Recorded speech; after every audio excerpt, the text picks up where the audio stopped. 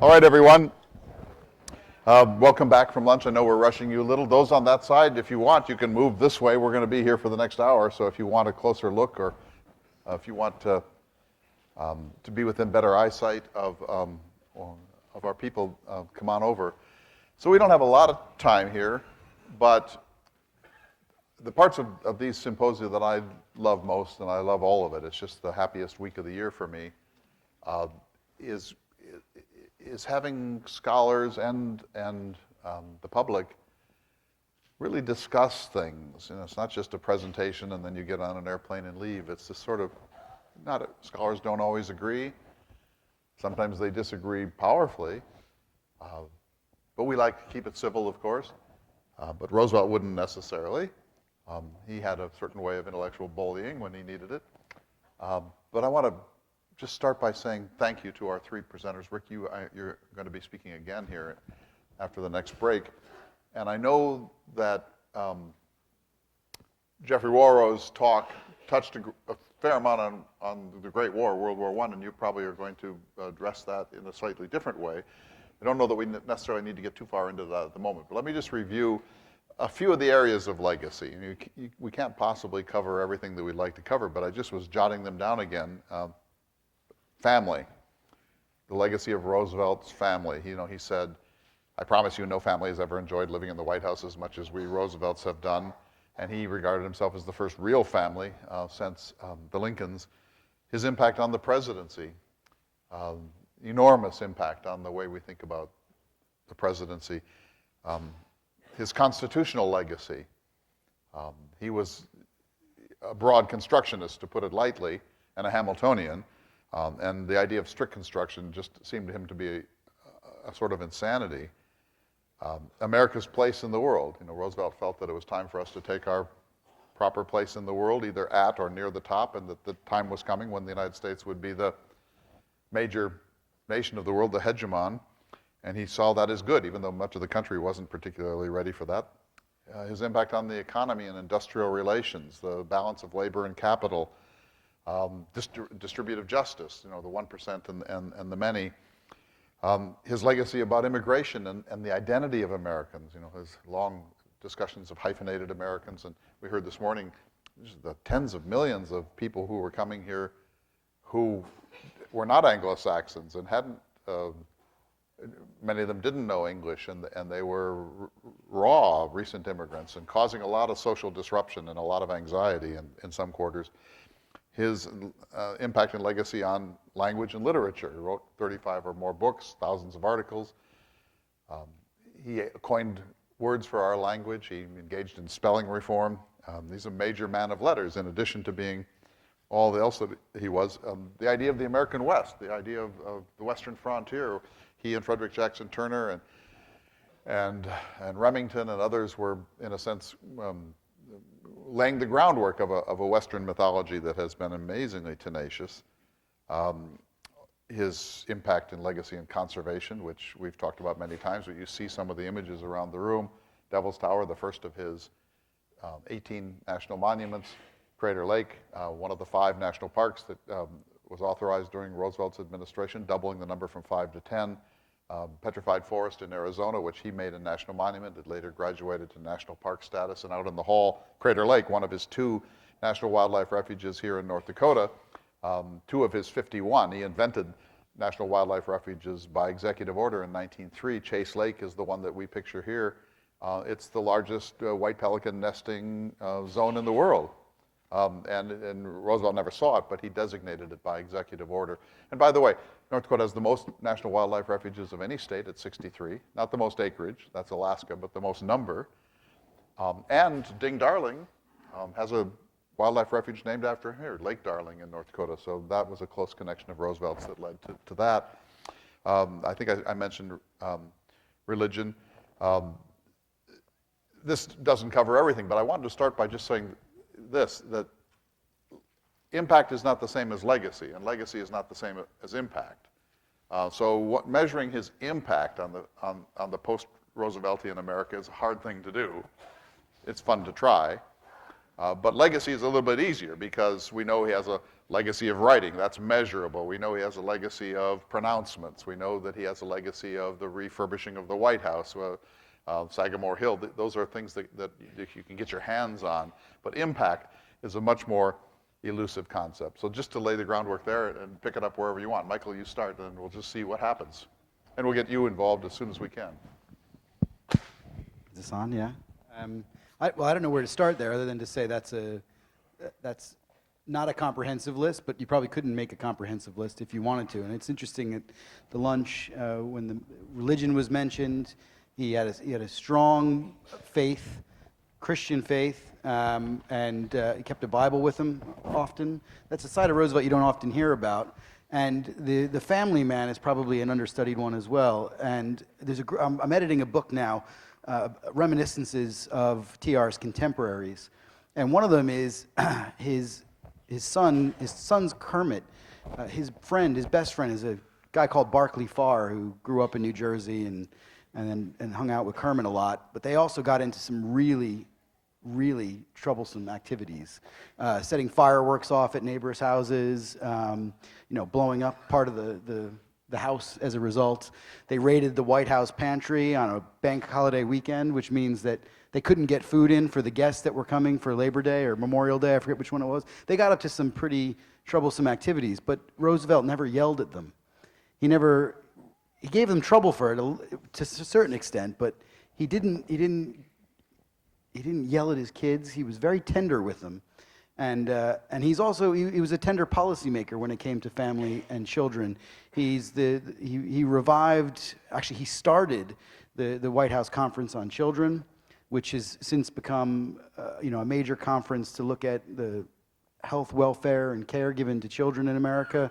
There's some really lasting legacies that we don't talk about an awful lot. We focus on the man, which is a very mythical image, and part of that myth is also his tenderness as a human being, and his compassion, his empathy.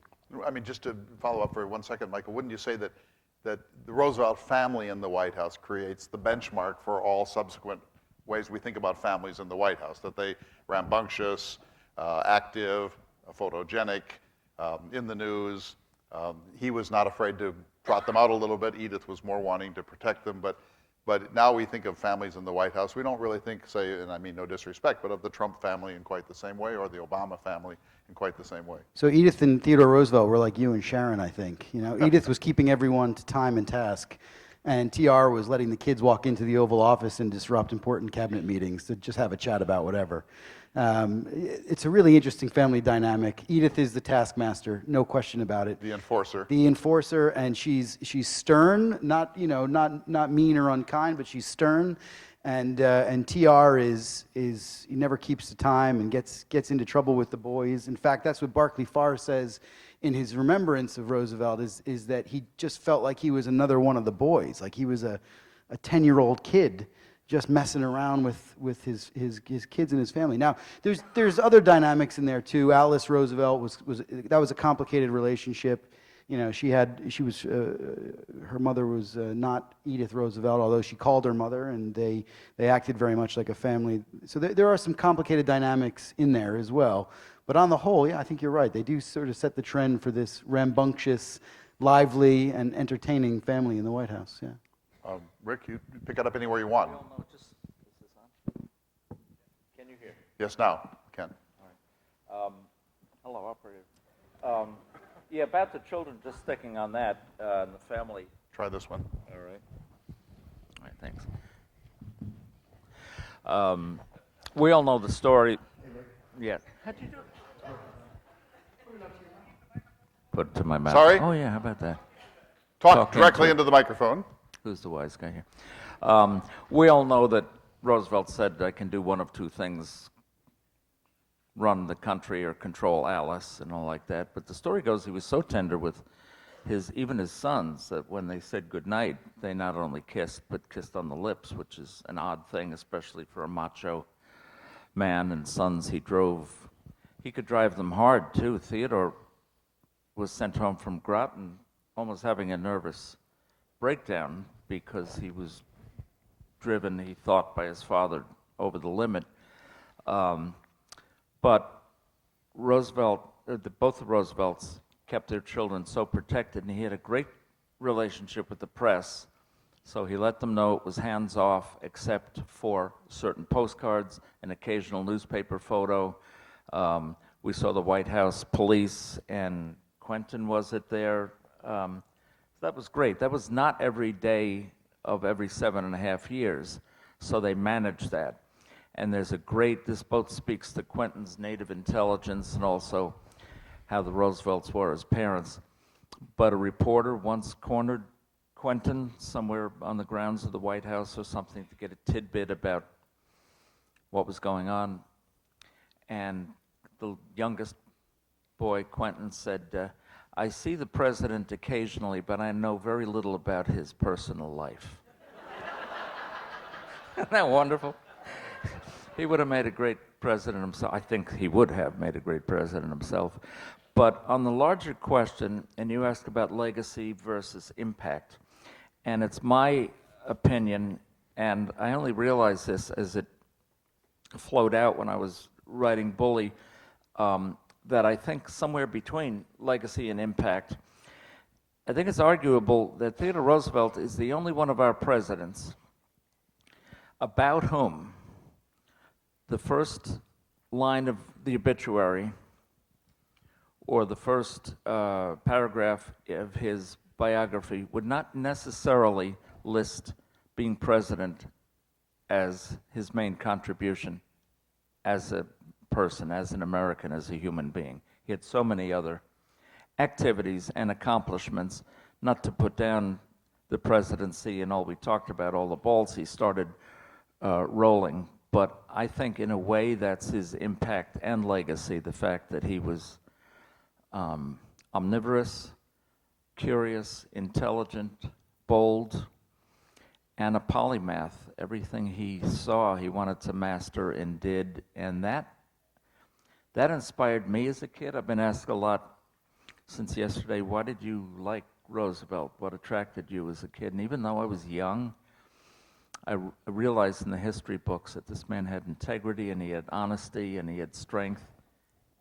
And oh yeah, the Panama Canal and all like that. So somehow, and cartoons show this, but somehow that personality comes through history, and that's a unique legacy. Well, just on behalf of Jefferson, I have to disagree with you because you said that he's the only one for whom the presidency wasn't the thing.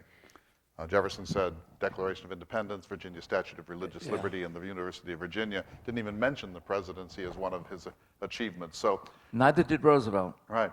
And one of my favorite of all stories as we leave family here is a reminiscence by Eleanor, that not our Eleanor, but the Eleanor who was the wife of Ted, his son. And she said, she gave this reminiscence about her first nights at Sagamore Hill. You know the story. And she said, this is the most exhausting family you've ever seen. She said, they play hard, they roughhouse, there are pillow fights, they're all talking and shouting, everyone's trying to get in on the conversation. They go out playing point to point, and they're shooting stuff and lifting stuff and doing haying. And she said, it all goes on all day long until you just want to go to bed. And then finally, it's time to bed, and they all kiss and hug each other for a long time. And they finally bed down, and then somebody jumps up and says, I had a story I wanted to tell you, and they all start up again. And it's just like, you get the sense, it's like Walton's Mountain from the old show, that the Roosevelts will just not go to sleep. And poor Eleanor was like, how do you survive this family? It's a glorious, and you talked about the sense of humor. TR had a sense of humor, and he inspired humor in other people, because everyone got that there was a clown in there somewhere. Jeff, pick it up anywhere you want on legacy, impact, any of these areas. Okay, is this working? Am I holding it? Yeah, you're fine. You're fine. You got it. Well, I just wanted to say, I like Ryan Swanson's thing about TR sports, and I just wanted to, because I wanted to say it at the thing, but there was no opportunity. He talks about this mayor of New York City, John Mitchell, whose nickname was the Boy Mayor. He was like half of Roosevelt's age, and Roosevelt passed him as a 30 pounds overweight, recovering fat. That was pretty impressive. Mitchell died less than a year later of a heart attack. No, he died. It's in the preface to Sons of Freedom. Yeah. He joined the Army Air Corps. Ah, yeah, that's right. He was training in Louisiana, Oh, and he went up on a that's right. training flight, and he forgot to fasten his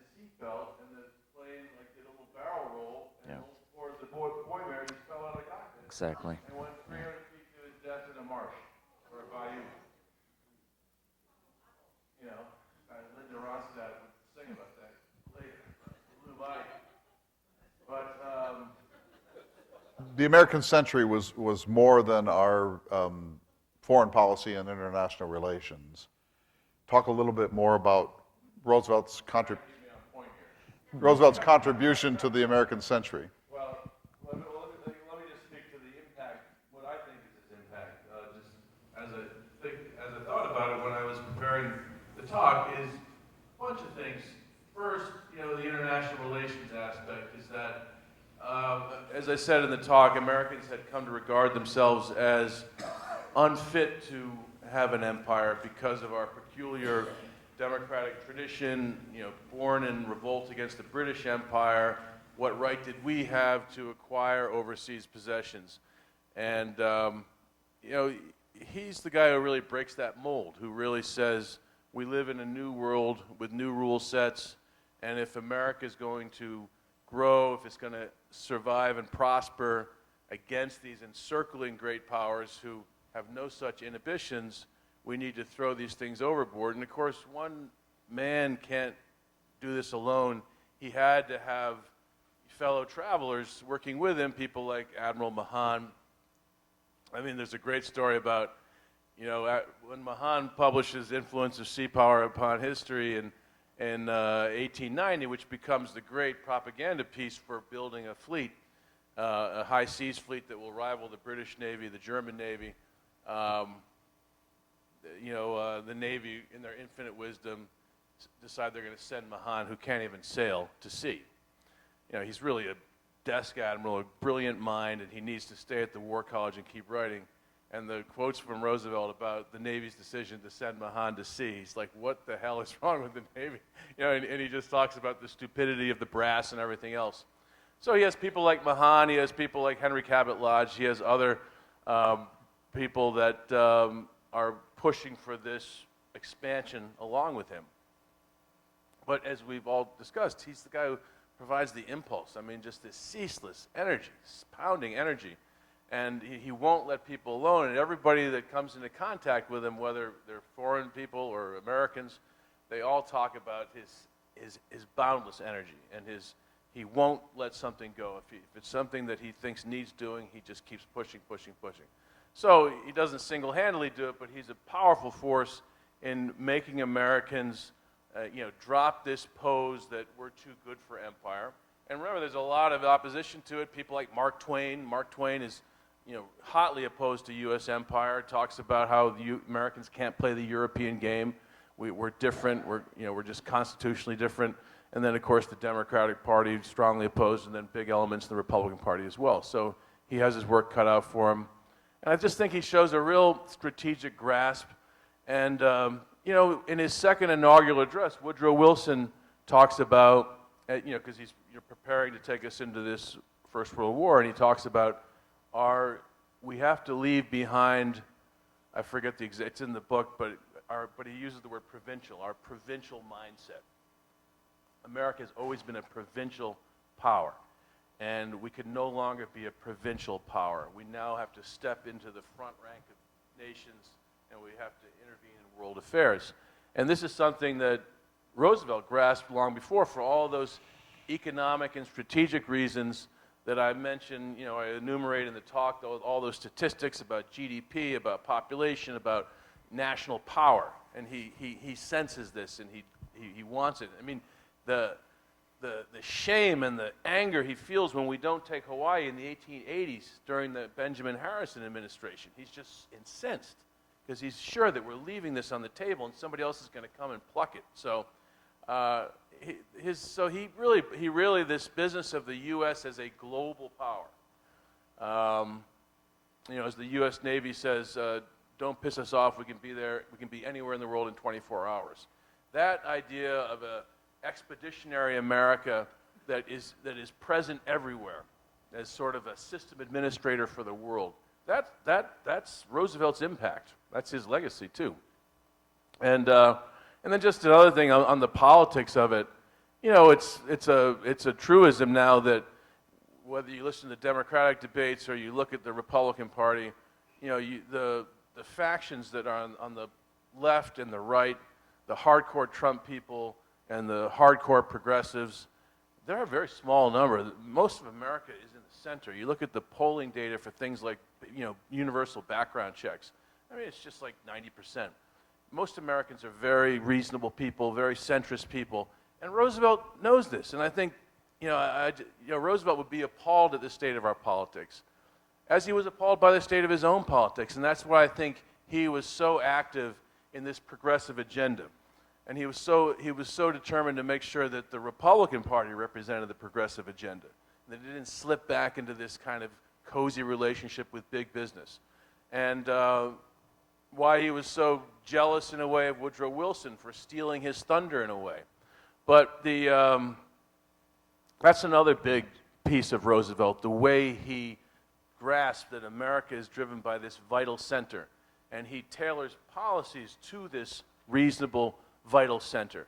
And you know, we drift away from that time to time, but I think it's always there, as is today. The vast majority of Americans would embrace Rooseveltian policies if only we could find a Roosevelt. So, Michael, let me ask you a question about, so oh, sure, please. I think it's I think your talk is really stimulated me and my thinking about Roosevelt as kind of schizophrenic, in that he's, or multiple personality, you know, in that he, before the War of 1898, he is touting about expansion, but then as soon as he becomes president in 1901, he's no longer talking about benevolent assimilation, and he's no longer saying that the Philippines, I mean, this is something he steps into. It's not something that he wanted. He didn't want to acquire the Philippines, I don't think. Now, he did want to acquire Puerto Rico. That was an easy geographical, you know, small population. That was a different story. But 10 million people in the Philippines, he sided more, I think, with Judge Day on, let's take Manila, a port like Mahan, as you're talking, that strategic idea. That's still there.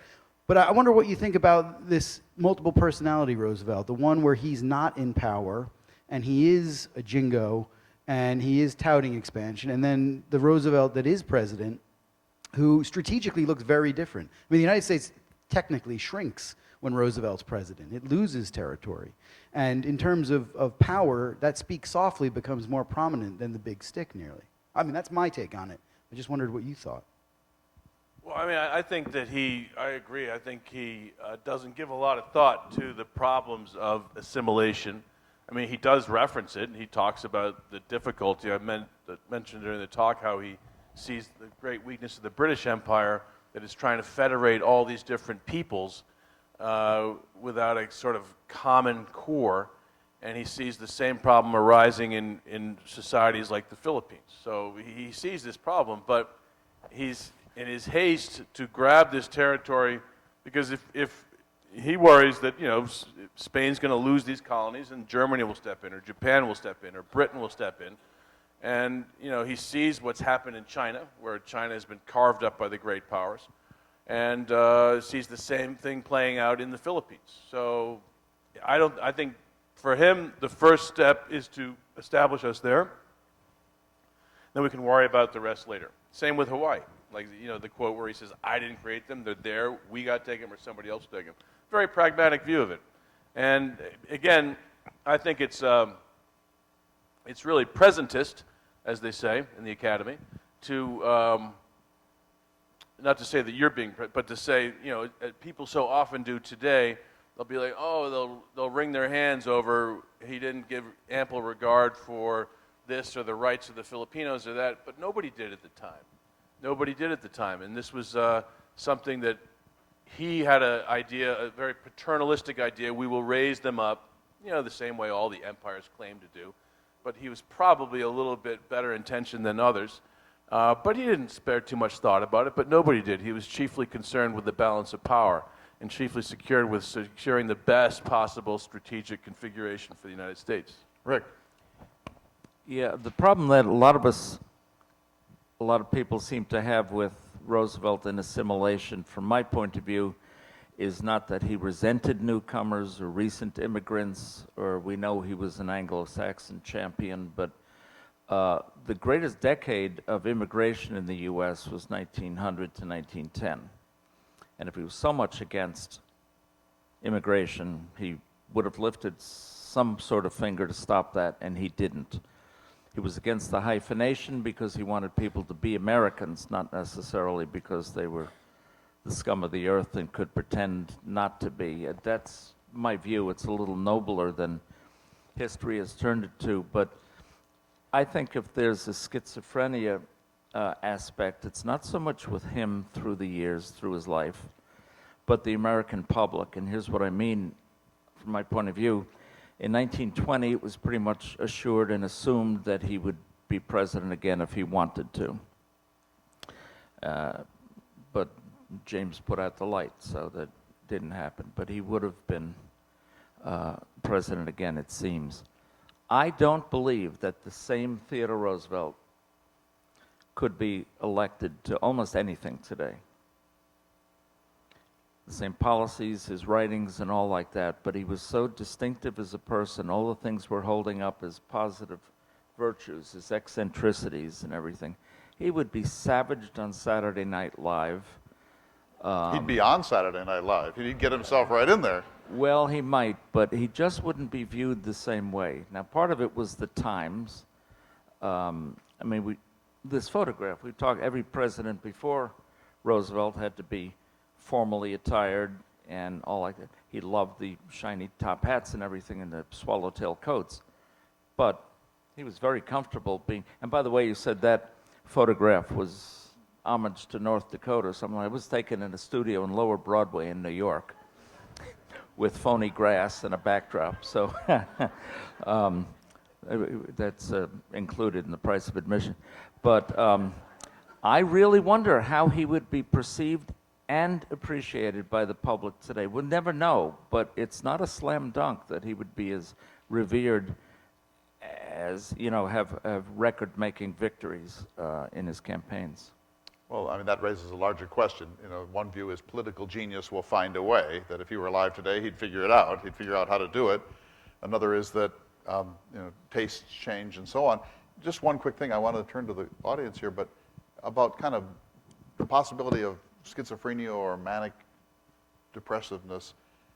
It's interesting that every time Roosevelt is about to face an election, like the 3 or 4 days before, he writes letters to his children saying, well, we've had a good run, probably not going to happen this time. I've had the best life of the next number of people I know. If we have to go back, and he's constantly kind of preparing himself for defeat. And he has there's a super confident Roosevelt, and then there's a somewhat insecure Roosevelt, and they kind of vie for control of his being. And we're so thrilled by the super confident Roosevelt that we forget that there's this darker self-doubt that creeps in quite often in his life. You got to use the thing. I said like Churchill, Right. the black dog. And they could not enjoy each other, by the way. That's right. were Thoughts too or questions similar, for that's any why. or all of our participants? This is your chance to, yes, here, speak up. I think this question is probably more for Professor Warren. Is that what you're saying? I was wondering if Roosevelt ever made any comments regarding public policy towards the handling of the great flu epidemic of 1917, because that killed far more soldiers in World War I than were actually casualties of the war. And then there was the Sedition Act. You couldn't criticize the government about it. That contributed to the goal. So I was wondering if he ever made any comments. Roosevelt in the last years maybe the flu epidemic. To that, I don't know. I mean, the flu epidemic, horrible. And absolutely, I talk in the book about the troop transports coming over to bring doughboys over to France, and they arrive on the wharves at Brest and Saint-Nazaire, and half the ship comes off dead, you know, and they just have mass graves laid out in the French ports for all the flu More victims. servicemen died of the flu than of battle wounds. Like 58 million worldwide died of the flu epidemic of 1918.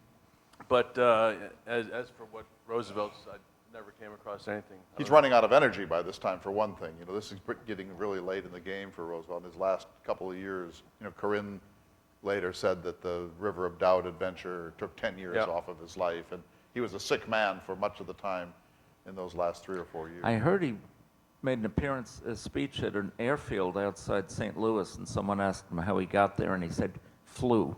but I think that's You know, Does that answer your question? just can't leave it alone. I have a quick question for Michael. All right. Because you showed the slide of his children, right? And I just came across the children in the, Kermit and Archie and Ted Jr. in the course of the war as soldiers. And then I think Kermit was in the CIA later. He was in Iran during the Mossadegh coup, right? That's the next Kermit. That's the next Kermit. That's Okay. Kermit's son, yeah, and Okay, he was Kermit's he. son. Well, so then of Teddy's sons, what is the deal with them? They seemed a little bit eccentric. Were they? I think Rick mentioned this, that he really drove Ted, his namesake, very hard. So much so, around the time of the War of 1898, Edith and Alice said, "You need to really just leave him be." He got very sick, and I think there's Archie Jr., which would have been his grandson, who he only met for a couple of days. He died a couple of days after Archie was born, I think. He writes a book called, he was an intelligence officer in the CIA. He worked on Operation Ajax in Iran in 1955, 56, and worked with the British on basically bringing down Mohammed Mossadegh.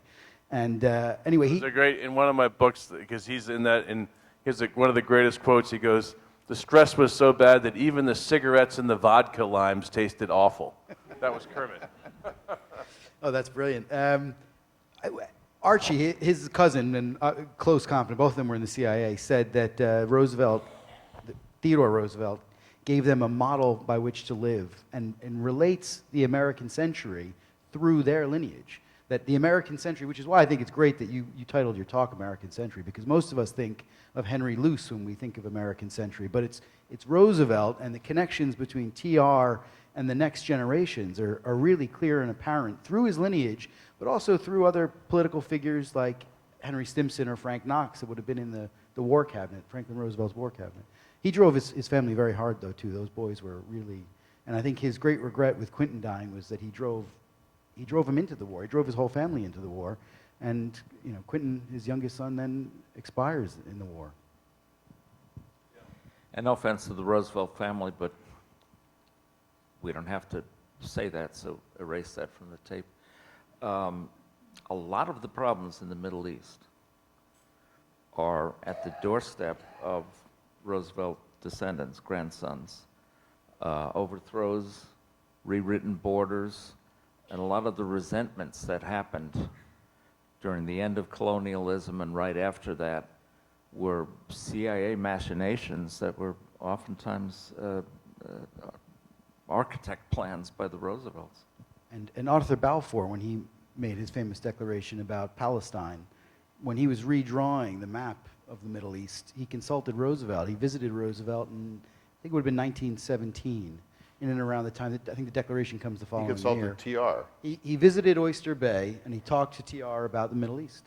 And this was, so this was when he made a trip to visit Wilson to talk about the end of the war and negotiating the peace settlement. And on his way out of the United States, he goes to Oyster Bay to meet someone that he had only become friends with after TR had left the presidency. They meet at Chequers in England in 1910, and they spark up a relationship. And Balfour, a former prime minister when TR was president, becomes an important character in the British war cabinet, and eventually the person responsible for redrawing the map of the Middle East. I guess, Mike, if you think about political dynasties like the Kennedys or the Bushes, or even the Clintons, there seems a real continuity between the figures. But then you look at the Roosevelts, and there's this big, your slide pointed to that there's a huge debate among the children, like, well, is he more like Ted or is he more like Franklin, right?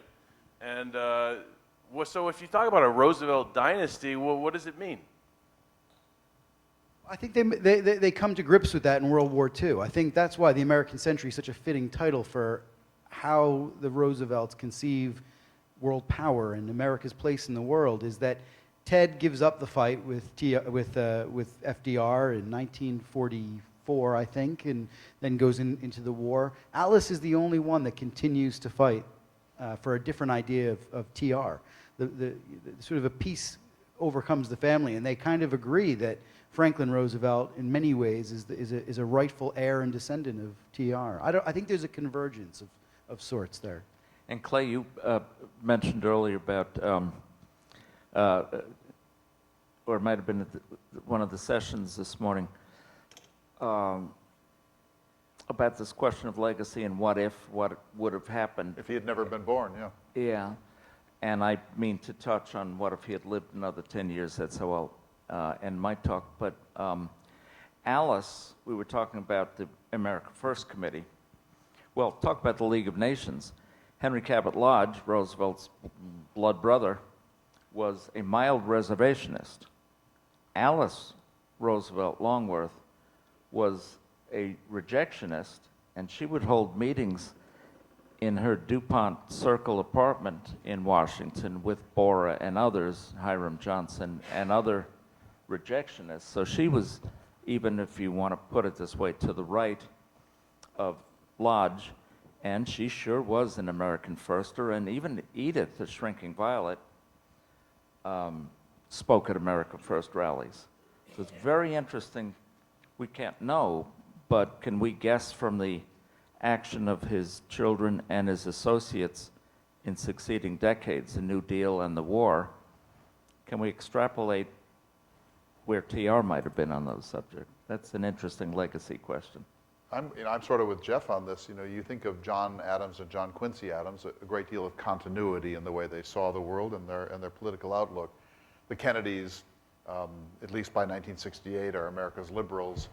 I was shocked this morning when you showed that slide and showed us that even his own children, not his grandchildren, not the Hyde Park Democrat Franklin side, but his own children are at war over his legacy, and that Archie can think that a kind of pseudoscientific racist tract is in line with his great father's view when almost none of us would ever see the possibility of that. So how does it come about that children of so colorful a figure who had such a deep commitment to family and a cohesive family that's always talking all the time, how can the children be at war over the man's basic principles?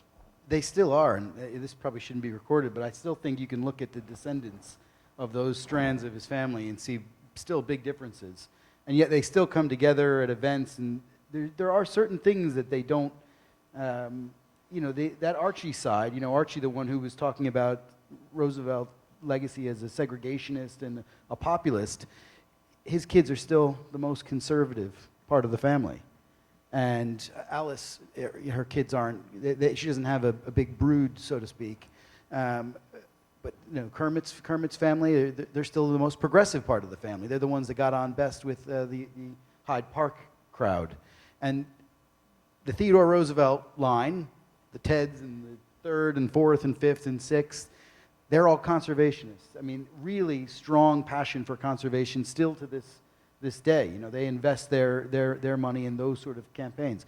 So you can almost see the various legacy themes amongst the children and their descendants. It's frightening. There would be two ways to look at that. One is, what a great family that can embrace so much diversity of thought. The other would be, there's something profoundly dysfunctional in a family where one of your sons says, my father would be a segregationist, when if Roosevelt himself were there, he would repudiate that book, maybe gently. Thoughts, questions? Yes, here. The swamp? The squad. Well, the squad. Okay, we're going to knock that one, right?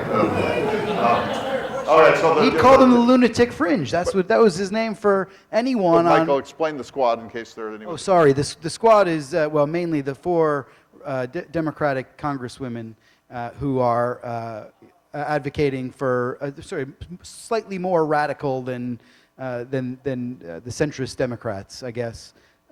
Things like the Green New Deal and health care for all, etc. A more resistance towards the policies of Israel and so on. There's that as well, yeah, of course. And so how would he handle this? I mean, he'd call this the lunatic. Well, fringe, he called maybe. them the lunatic. He doesn't deal with the lunatic fringe. He doesn't rate them. And it's, for example, on the issue of arbitration, this was a thing that he championed, arbitration. But in the same breath, he didn't like the hardcore arbitrationists who would accept peace at any price. He wanted a strategic peace that was going to be sustainable and right for the United States, whereas he thought some arbitration advocates were peace at any price pacifists, and that wasn't him. Yeah, even Taft, that's right, yeah. There's a thought here, yes. talking about the difference of the children, in my own children's case, it surprises me how one of them points out that this was most important to them in growing up, and another one something else. And maybe the children took on these different aspects of their father depending on the age at which they were. Was there a particular age of one of these children when the father was very into this conservation, making the national parks? Another one, a different age, when the father was very upset about all these immigrants not speaking English. I don't know. Just throw that So out. does age sequencing and the current events timeline have anything to do with I this? don't think so, but that's just my first impression. That's a very interesting question to plumb. I don't know.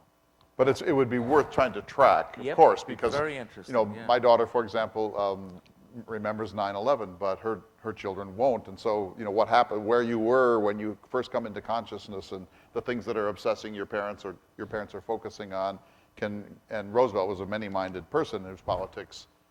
There's continuity and change in his politics. It's interesting you say that because at my age, older than your kids, older than you, older than everyone, I'm often asked, where were you when Kennedy was shot?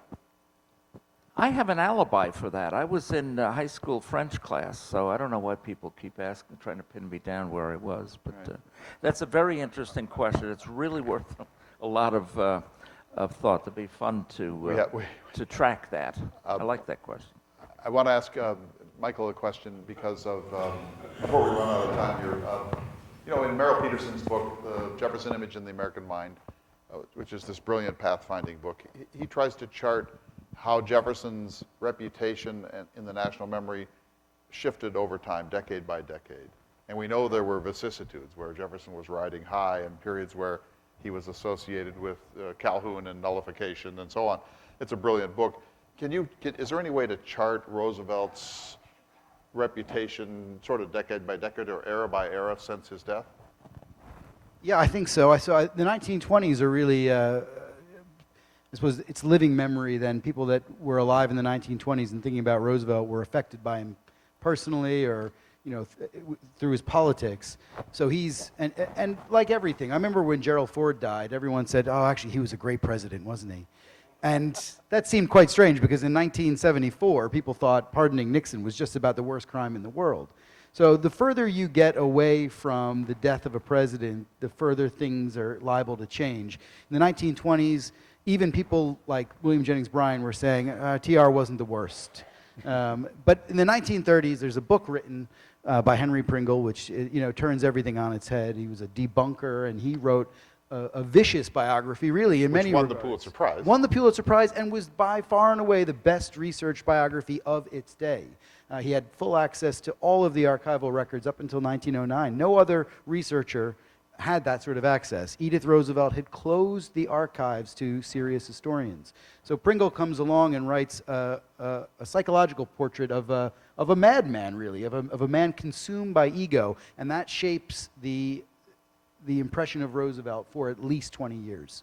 And you can see movies or plays like Arsenic and Old Lace, and you can look at Teddy Brewster, the crazy Teddy running up the stairs screaming charge and burying dead people in the basement. That was the crazy Teddy impression. And it lasts up until about the 1950s when there's a revival, and a lot of it is based on American nationalism. The Cold War is really gripping the American psyche, and Roosevelt is an American patriot again. There's the anniversary of his death. There's a bunch of commemorative activity that just comes into its own. Which Hagedorn did. And by the way, in the 1958 national commemoration, which Hagedorn, this is sort of his last gasp as the major Roosevelt protector, there was a symposium on this campus, and guess who spoke? John F. Kennedy spoke here during the Roosevelt Centennial, thanks to Hagedorn. Amazing that Kennedy was warming up, and he was taking any speaking gig he could get, apparently. But he came here and gave a really spirited talk. So Hagedorn was a protector, and an amazing one. And Carlton Putnam's biography came out then, which is largely forgotten unjustly, which should be reprinted. But I still think it's the best one-volume Roosevelt biographical treatment of any. But things started to change in Stephen Laurent's book and such, so TR's been on the upswing since then, and Wilson on the downswing pretty much since Arthur Link's books and everything. So, You think Vietnam affected TR's legacy? Because my sense is that Vietnam was a little bit of a dip. yeah, I agree. Yeah. How about Robin Williams, Michael? Those films are wildly successful. More people get their history that way now than in other ways. Tell me if I'm wrong, but there he's portrayed as kind of a harmless bombast, lovable, pretty harmless in the end. Yeah, but it's just so ridiculous that you don't have to pay it much attention as a historical thing, right? I mean, he falls in love with Pocahontas. I mean, that's, it's absurd, isn't it? I'm made of wax, Larry. Like, don't take me seriously. I think there's a part of that in that film. The same thing with Rose of Elvis. It's caricature again. It's gone back caricature. It's gone in a different direction. It's not to be taken. Where are things headed? Well, I think your point actually earlier was quite astute about Roosevelt's warts being more pronounced now than they might have been in kind of the 90s up until the late 2000s. So I think the chance of him being seen as a racist, as a demagogue, as a Jingoist. as a jingoist, I think those sort of themes could become more popular again, depending on where things go. And again, he wrote so much that he makes it easy. If you want to go mine something out of Roosevelt that puts him in a bad light, it's a pretty easy thing to do. Native Americans particularly. Well, I mean, that's why I asked the question, what do you thought the Democrats would have thought of him? And I don't know. I think it's a little bit disingenuous, not to say you're being disingenuous, but to say that, that Elizabeth Warren would like him. Yeah, she would like him. She'd like the new nationalism, right? But she definitely would not agree with his foreign policy, his language, his very masculine approach to everything, his liberal use of ethnic slurs, right? And again, that's just, I think that, and I think everybody on that stage would have taken a step back. Oh, horrors, he's way too male, he's way too forceful, he's way too opinionated, so I think be interesting to see, to the extent that anybody's interested in history anymore. But I mean, I thought I made an okay case for it, though. I was hoping we were convinced. I just think that he's not a politically correct president at all. He's not, and yet his policies, he has a soft heart for working people. He wants to give a square deal. He's got a good sense about fairness. So he's right in all the important areas. But in all these sort of atmospherics surrounding his views of empire, his views of immigrants, and I would agree with Rick that if he had wanted to, propose new immigration laws to stanch the flow of immigrants, he would have. So that's a vote of confidence in him. But certainly his language, he was very discriminatory in his language about them. All these things would come to the fore in any contemporary treatment of Roosevelt. So I think it'll be interesting to see how he's treated. I think one thing we can say quickly, after 100 years after his death, that he's been baked into our history, our culture so much that the treatment at the hands of Pringle or the movies or Broadway plays like Arsenic and Old Lace, they caused a dip in his reputation and a new way of seeing Roosevelt. When I was a kid and started collecting Roosevelt stuff, my father would always do the charge. He made fun of Roosevelt. I think TR is past that, and there can be books against him and for him and dissecting him, but I think he's secure. And whether it's the passage of time or just the great number of great qualities he had, I think it's finally, the cement has been set. There was a question over here. Yeah. Thank you. How would the panel evaluate Roosevelt's race relations in the context of his times? Yes, he had Booker Washington over for dinner at the White House, which caused controversy in the South, but then also there was the Brownsville Army affair, which disappointed a lot of African Americans at that time. Just curious as to how within the context of his own times, you would evaluate TR's race relations? You know, Roosevelt has raised a very, very, very complex subject and don't have a lot of time to pick it up somewhere. Well, maybe it's too difficult to evaluate them in their time. You know, I have mixed feelings about Roosevelt and race relations, but this is in relation to what Jeff was talking about as well. The freedom struggle in the 1950s and 60s was offered by the TRA, which is the Memorial Association, to have thousands of placards with TR quotes on them about race and African Americans, civil rights in particular, and they declined them. The Southern Christian Leadership Conference declined the placards. They didn't associate Theodore Roosevelt with a civil rights advocate. So in his time, I think it would have been very similar as well. People wouldn't have seen him as a civil rights advocate necessarily. Although I think at a local level, he promoted African Americans in particular to posts, political posts, local posts, that more so than any president of that time. And he held the town in Alabama, I think it was Alabama, hostage. Mississippi, female postmistress. And, Minnie Cox.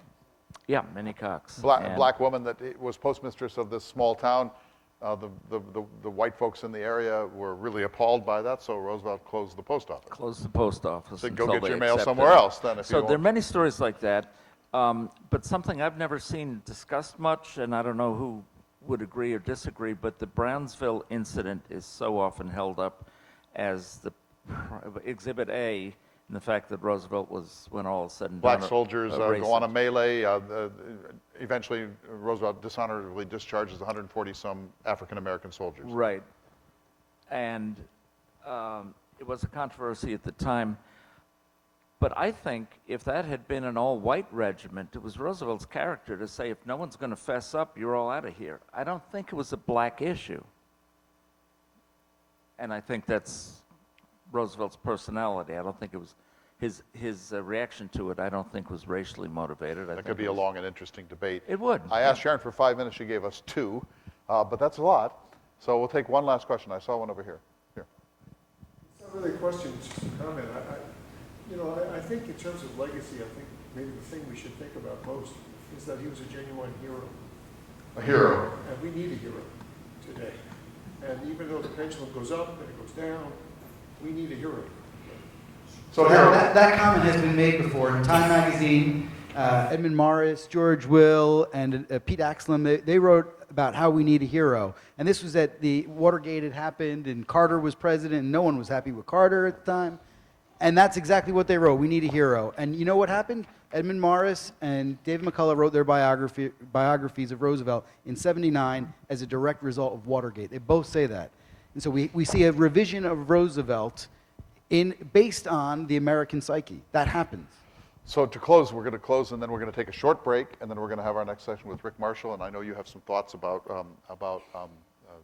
Jeff's talk earlier today, and thanks for holding them until your formal talk. But Michael, just in 30 seconds, some people think now that San Juan Hill and being a hero is something that Roosevelt in part constructed, and if you're really measuring hero, you might want to rethink that from time to time. He made an awful lot of comparatively little. What's your quick sense of that? Yeah, my comment about needing a hero is just that's what happened. That was the phenomenon. That was the phenomenon. But the reality is I think he's a faulty hero too in many ways, as most heroes probably are. Yeah, I don't know how to close on that, but it's worth examining those questions about construction of heroism. I think any question that we might have about the present now, whether it's about politics and the state of politics now, whether it's about questions about identities like who is a hero, all of them are worthy of debate and consideration. And Roosevelt will fit into those conversations undoubtedly. Rick, you get the last word. Heroes, even Jenkinson has clay feet, so we have to be conscious of that. But, no. Look at the time. Thank you, guys. We have celebrities and we have heroes. Roosevelt was both, and that's not a common thing. Celebrity and hero. Celebrity and hero. We'll leave it at that for the moment. Tomorrow we're going to have another conversation with these folks. So This is not over. Sharon. Thank you. Let's give a round of appreciation to our panelists. So we're going to take a brief break. We will reconvene at 2:18. And so the books are available for sale. Our authors, including CJ and Ryan, I'm sure will be willing to sign books. We do have the book plates if there's anything sold out, Jeff's and Rick's so far. But we do have those book plates right at the book sales table if you'd like to pick it up and have them signed so you could put it in a book that you would purchase later. We'll reconvene here at 2:18.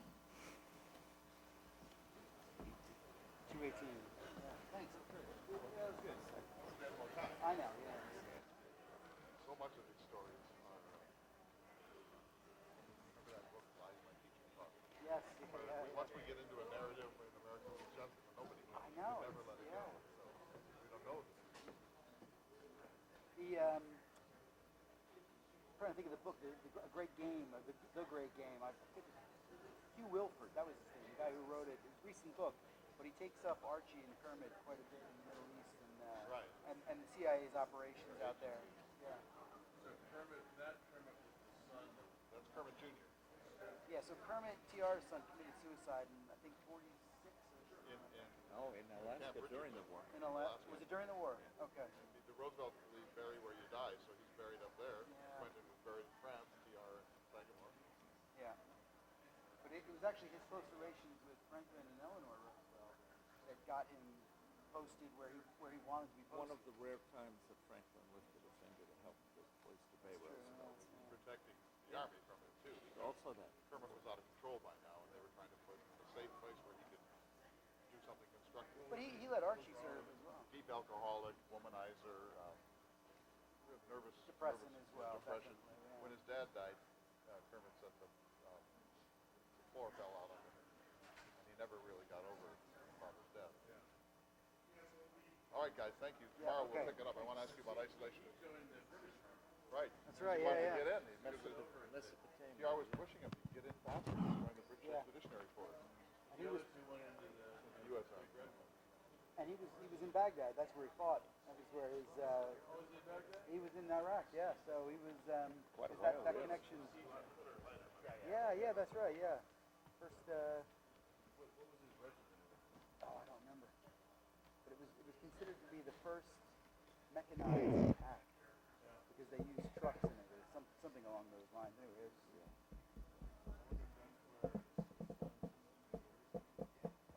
It sure could be. He learned Arabic. I don't know, fluent or not, but he... Partner in crime was Miles Copeland, the father of Stuart Copeland, the drummer of the Police. Right. He was the CIA station chief in Cairo, you know? Jeez, his father was. That's wild.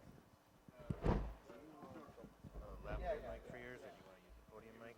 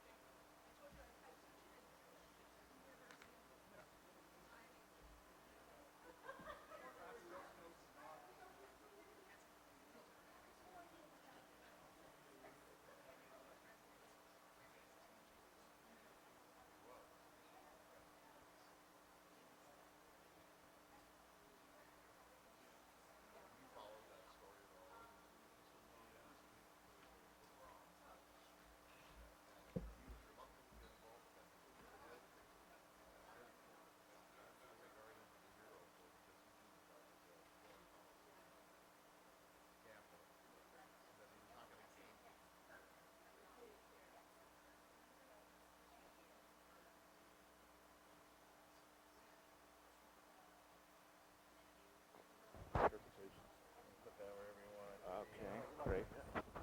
Thank you. This one under your...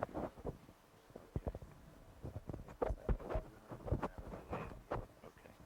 Tie, lapel, what do you think? I'm going to do tie. It's better to keep it center. Because if you turn your head away from it, then... Good idea. Yesterday I kept absent-mindedly beating my chest, yeah. Especially with me, it happens. Yeah. All right. Hey, thanks. Yep, you bet. All right, we're okay. Wonderful, thank you.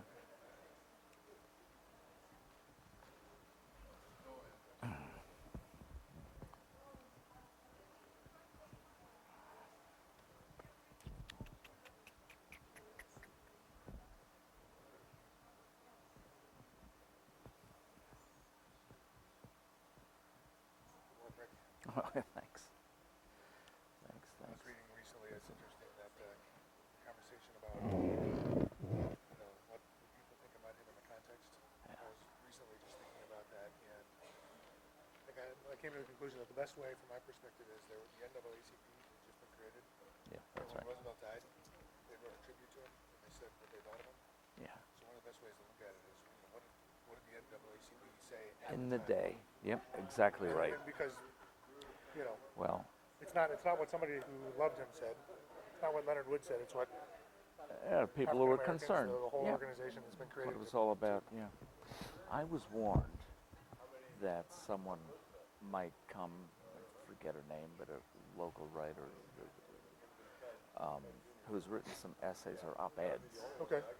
about, for instance, how dare the image of Roosevelt in the literature imitate the Obama poster. And at first I heard that, I thought it was Roosevelt would have nothing to do with Obama, but she was saying that how dare a racist like Roosevelt be. Well, it's not. It's useless. That says more about the person making the bitch than. Clay's really right about Roosevelt has written so much that you can find some words to support whatever you want. But all if you things really, to really, all really, people. really, if you really want to understand who he is, I mean, look at what he said about the Ninth Cavalry and the Rough Riders. Exactly, and just go to the source. That's what it's all about. And for people to judge people of the past or issues of the past based on sensibilities of 2019, well, people today, liberals, people taking attitudes, 100 years from now, those views might be, like, how could anyone have thought that? Well, that's what life is. And you're not. No. We had, like you mentioned Calhoun, so we had Lake Calhoun in Minnesota. Yeah. They changed the name. Was that named for him, even though he's South Carolinian? Yep. Ah. They changed it. Named for him, and they changed the name of the lake to the Native American. Well, I'll tell you how sensitive blacks are today, and they criticized Lincoln that he was not really so anti-slavery and everything. I heard a report that blacks won't even drive through the Lincoln Tunnel in New York anymore. I'm kidding about that. Well, yeah, I was going to be like, whoa. That would be a shocker. It would be. But Well, you're up next. not a huge shocker. So just make sure that you wow us. Yeah. I'm about out of wows, I'll tell you. I don't know if my girlfriend has hauled some books out to sell or not. I was kind of looking for her there and I didn't see her.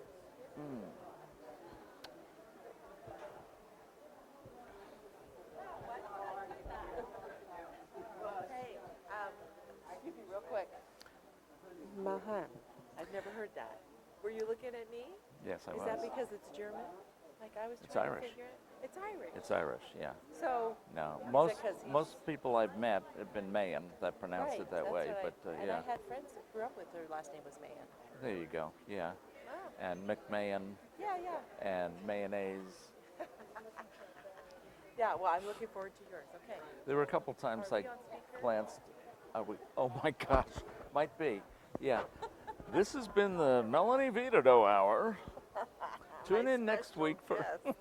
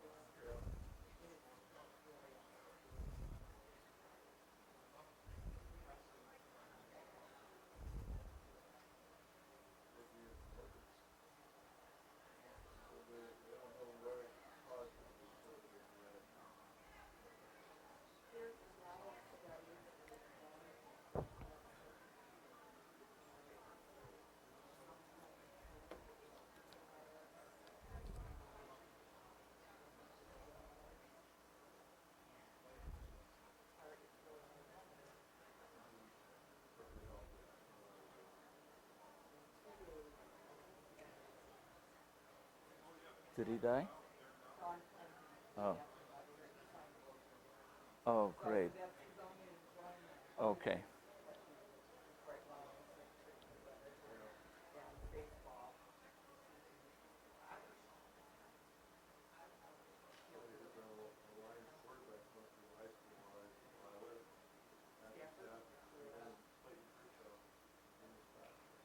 I didn't know that.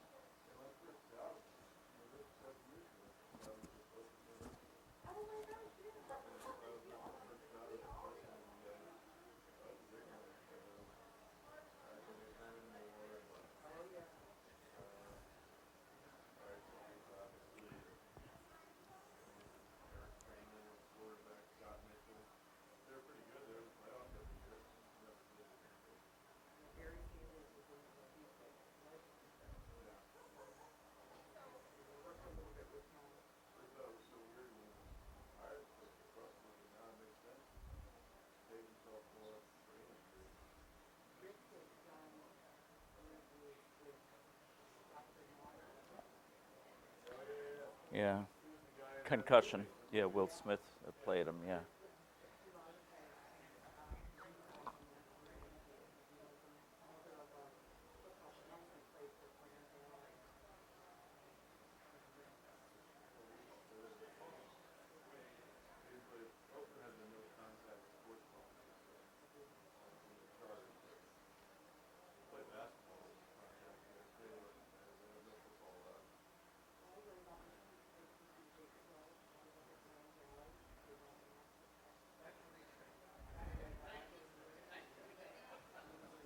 Okay.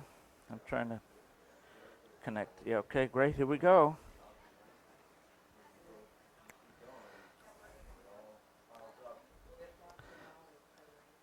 Yes, it is. Just connected. But otherwise, I've been just off the satellite, I think. So, okay. And I want to let you know, I've done a lot of research for this. Yes? Yeah. I never really have studied so much as in the last 2 or 3 months about Franklin Roosevelt as I have getting ready for this. I hope it's been fun. This is about Franklin Roosevelt, right? Yeah, it's fun. I'm going It's to all turn you fun. over to Clay and we're going to get started. Okay, great.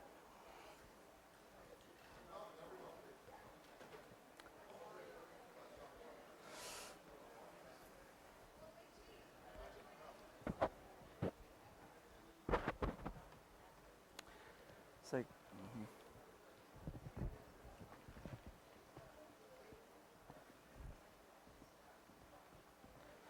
Clay? Not really, but Willing? yes. Okay. How long? Until when? I want you to give the full talk. 2:15, and we have to break at 3:30. Get all the time in the room. Well, that's So, no, really.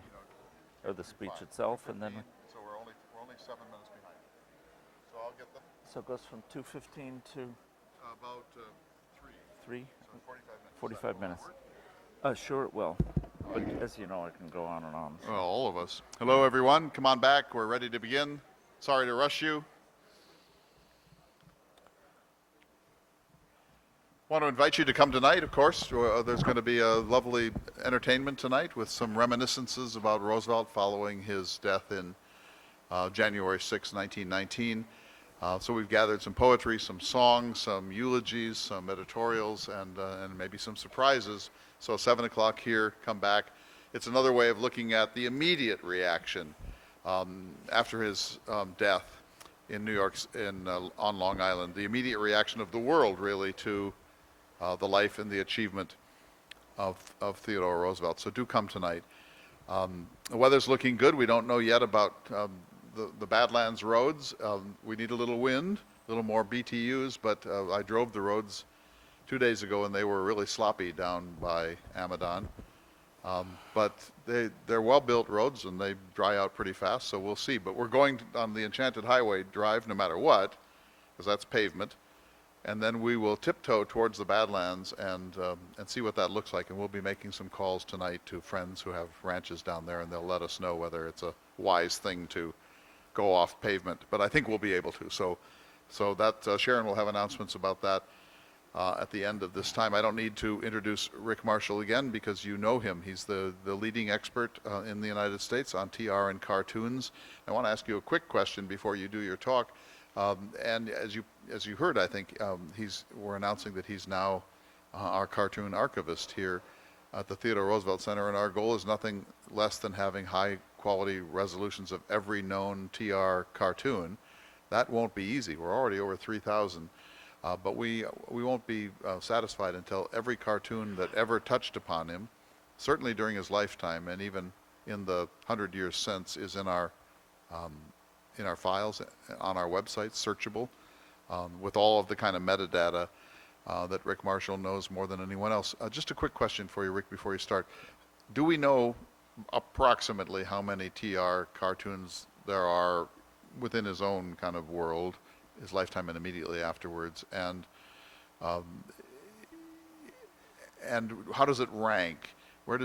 I know these are imprecise sciences, but how does he rank as one of the most cartooned, the most cartooned, a moderately well cartooned president? Yeah. I calculated when I did Bully that I reviewed 18,000 cartoons. 18,000, so we have 3,000 so far. Yeah, not all with his face in them, but from his life and times pertinent to him, or his legacy afterwards. But I think he is the most cartooned president. For one thing, he was the most cartoonable face Nixon had a good one. to hold the office. Yeah, there were some rivals there. But, I mean, as a cartoonist looking for certain characteristics, I mean, he was irresistible, of course. But then it was the perfect storm. It was at a time when a lot of magazines started and flourished, and they were illustrated magazines. So all of a sudden, who was the topic in the news magazines or humor magazines? That great character in the White House. Newspapers flourished. Photo engraving came to newspapers, so cartoonists didn't have to scratch out chalk plates. They could draw pen and ink, and the photo engraving department would put it on the front page. And being a great subject, so everything was the right moment for Roosevelt to be father of young kids. I mean, everything was right. So Lincoln was not caricatured that often. Woodcut, not many papers, and Uncle Sam was pictured. Grant, Cleveland, no, not really. After Roosevelt, Wilson, even FDR, even through all his years, was often, the administration policy was as often depicted by Uncle Sam as by FDR. So that just adds up to Roosevelt, one more notch on his belt. Let me get out of your way.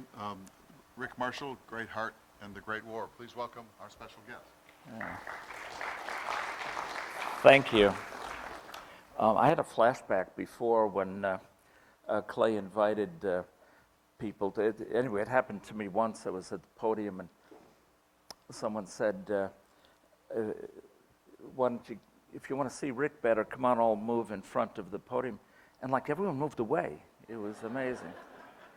So we have moments of insecurity and flashbacks. And I'm going to keep my eye on the clock because another similar thing to that was I was midway through a talk, and by way of apologizing for going on, you'll understand that, I said, excuse me if I'm not paying attention to the schedule, but I left my watch home this morning. And someone yelled out, yeah, but there's a calendar behind you. So I can take hints. And before I get to my notes, The two talks already today were so interesting and so provocative that I made some notes, and I want to address them very briefly. Otherwise, I'll wake up at 3 in the morning shouting that thought, and we all have that experience. Unfortunately, with me, I usually wake up at 3 in the morning trying to order pizza or something, but this is about the subject here. About Roosevelt's legacy, and I don't think anyone's brought this up, but I was reminded, I think this is pertinent, but when Lincoln died, as the legend goes, across from Ford's Theater, Edwin Stanton said, "Now he belongs to the ages." That is so true with Roosevelt. And there's the Roosevelt we know as historians and history buffs, and the Roosevelt we think we know, and the Roosevelt we want to know. Those are three very different things, and that's part of a legacy question. And to pick one of 100 examples of the Roosevelt we want to know, just a few years ago in the debates about health care, President Obama and a lot of senators made the argument, and Obama went to Osawatomie to make this specifically, where new nationalism was introduced, claiming, he did this more than once, claiming that Teddy, he called him Teddy. We all know that Roosevelt said, anyone who calls me Teddy doesn't know me, so you'll, thank you. But anyway, he said Teddy Roosevelt himself, a Republican, was for national health insurance.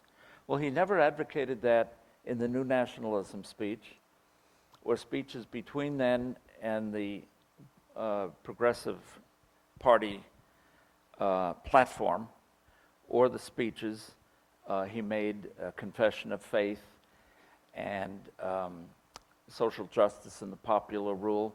He was for industries to provide insurance, and he was for the government. This is as far as he went really with the regulatory state, suggesting that the government could establish guidelines and policies but not impose them. And yet, I don't know if America came to believe it or not, but a lot of people did, that Roosevelt was for, let me say, this policy or that policy, and it's not always the case.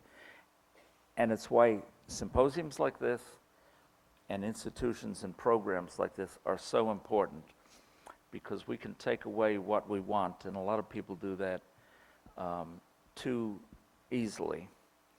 And we should do it with caution, because we can't play with history. One of the speakers talked about, and I know we have students here. Well, we're all students. No, we're all scholars, but some of us are still students.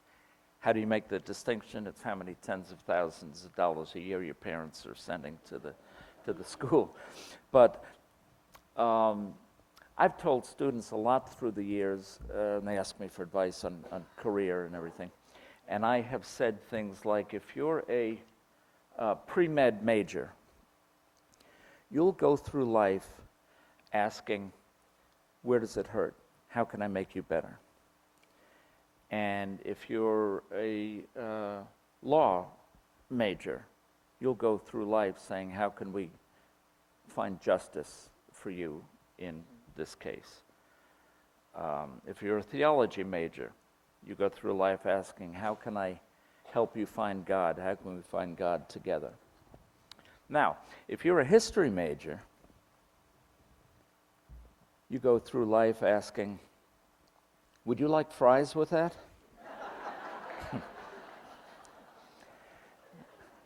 Now, I don't mean that. Believe me, I don't mean it. I was a history major in American Studies, and I make it about sociology.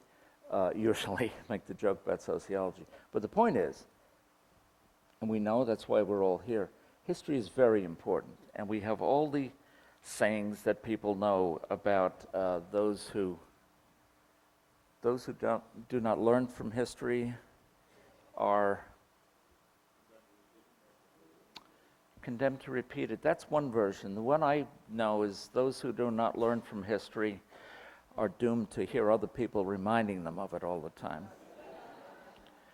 But it's something that Americans should take more seriously. I mean, it's a very basic thing about human existence. How did we get here? If we understand how we got here, we'll understand better what we're doing and where we're going. And that's not the American style anymore. So the TRC, Dickinson State, and symposiums like this, we're at the front line of it. We're in a pattern, really, to hold back. We're like King Canute trying to hold back the ocean, but we can do it. But we should view it as a quest, not a mere hobby, I suggest to you. So 4 years ago, the theme of the symposium was World War I, so it's appropriate that we stop, and Jeffrey did talk about the war and the end of the war, but a lot of Roosevelt's legacy is not just what he did before and during the war, and in his last months afterwards in fighting the League of Nations battles and all like that, but in a real sense, a lot of what he did and a lot of the seeds he planted are sprouting today for good or bad. So it's proper to have at least one talk, I suggest, about his legacy, the anniversary of his death, and the anniversary of the end of the war that we talked about it. I'm going to ask, we've taken a lot of hand votes today, and you can call out answers if you have them, and not give me ballpark numbers. But how many, we just observed the anniversary of 9/11 18 years ago. How many victims of terrorism died on 9/11? 3,000? Okay. I'm going to disagree with you and stick with me for half a moment. In my point of view, approximately 3,000 people were not victims of terrorism on 9/11. They were victims of murder. The rest of us are the victims of terrorism. Our lives have changed, our worldview has changed, values are upside down. Terrorism, we're terrorized for a reason. It's not merely to stop some people from breathing. And I'm not being a schoolmarm on this. I think it's very important in history and in current events to consider the meanings of words and the effects of words and policies. So I'm going to suggest we do that now. A couple of the things about history, we know that. I agree with it, of course, but the history is written by the victors. We've all heard that. And we've also heard that the first casualty of war is truth. So that's the path I'm going to go a little way today. And I'm going to tell you, if any of you are particularly interested in World War I and Roosevelt with World War I, the books I reread to prepare for today. The Bugle That Woke America by Herman Hagedorn, 1940. We tend to, those of you who know Hagedorn's work at all professionally or his writing, and his poems, we tend to take him for granted, but his books were very good. The first book that really turned me on to TR was The Roosevelt Family of Sagamore Hill, 1954, and it is a wonderful book, very well written and captures the spirit of the family. Well, The Bugle That Woke America was written in 1940, and it was frankly an argument for America to intervene in World War II, and he was cherry-picking things Roosevelt did and said to make that argument. Nevertheless, since he knew Roosevelt, maybe the best of all people in the last year of his life, it's very valuable for that. Never Call Retreat by J. Lee Thompson. I think he's been a guest here, has he? I reviewed that for the TRA Journal, and it has its points. The Pity of War by Niall Ferguson. is not specifically about Roosevelt, but brilliantly talks about the war and a lot of the misconceptions about World War I since then. The same thing, The Illusion of Victory by Thomas Fleming, both those writers are revisionist historians about World War I. And I fall in with their lot. I think maybe the best might be Patricia O'Toole's When Trumpets Call. Michael Cullinane's book is not so much about the war, but Roosevelt's Ghost is wonderful. Learned a lot from Jeff's book, specifically this book of his, A Mad Catastrophe, which really describes what, and I've come to believe, the most useless of all of history's most useless wars. It was a stain on the human race.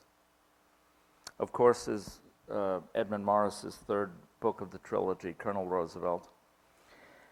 Then a book I particularly like and recommend to you called T.R.'s Last War by David Petruja, 2018, recent book. And I recommend a little bit of a tangent here. Recommend the very short last chapter of that book to you, T.R.'s Last War, in which he speculates that Roosevelt, and he's taken Roosevelt through the teens and the reactions to the war and the battles, and including Roosevelt's health battles and everything. But he suggests, he doesn't claim, he suggests that T.R. committed suicide on January 6th. We know he couldn't walk across the bedroom anymore. He was alert enough to write a memo about 1920 presidential politics, but he was in pain and there was so much wrong. And he claims, this is an interesting thesis, maybe not for a full year symposium, but if you look at it, the Roosevelt family, through several generations, was marred by depression, alcoholism, and suicide. Roosevelt's uncle was involved in scandals. Roosevelt's brother was a drunkard and had an illegitimate wife and committed suicide. Roosevelt's son Kermit did. And he just made the point that as T.R. carried deadly doses of morphine in Brazil and in Cuba and in Africa in case he really needed to check out, he speculates on whether that might have been the case in the lonely bedroom in Sagamore Hill in 1919. That's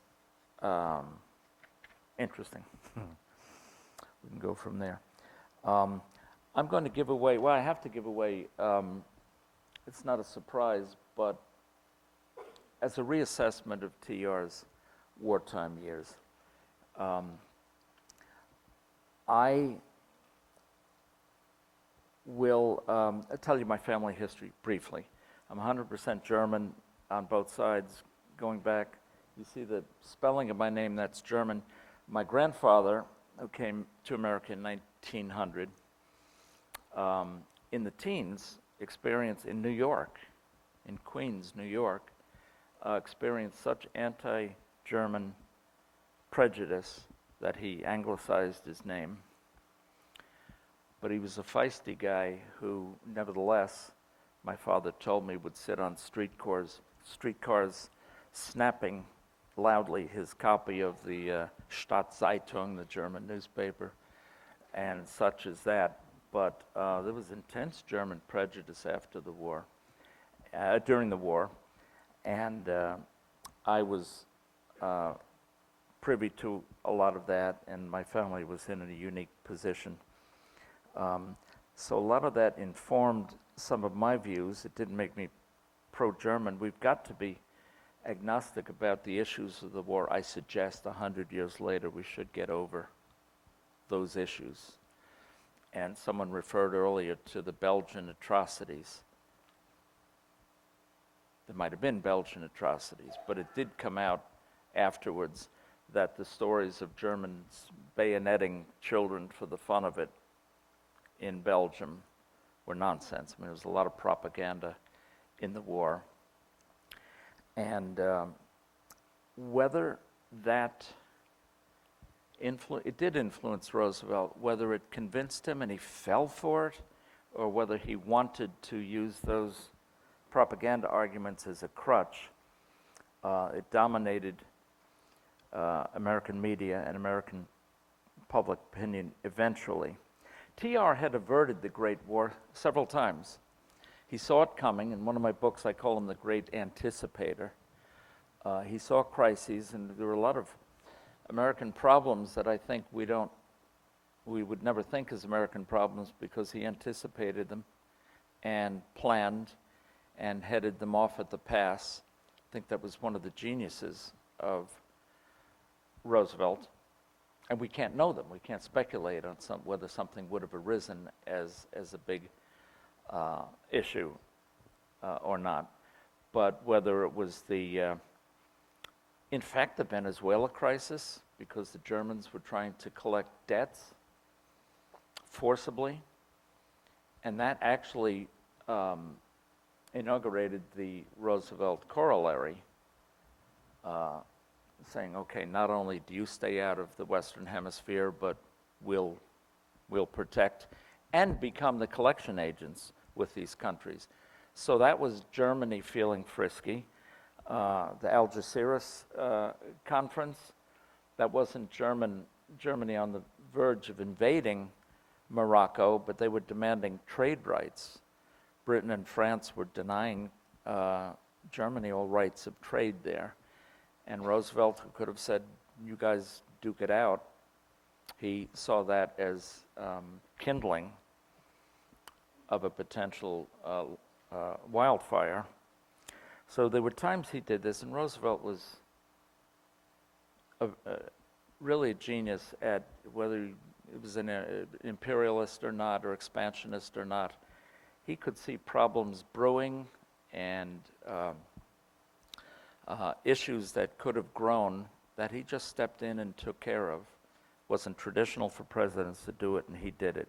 And that's something we, I think, don't always appreciate about Roosevelt.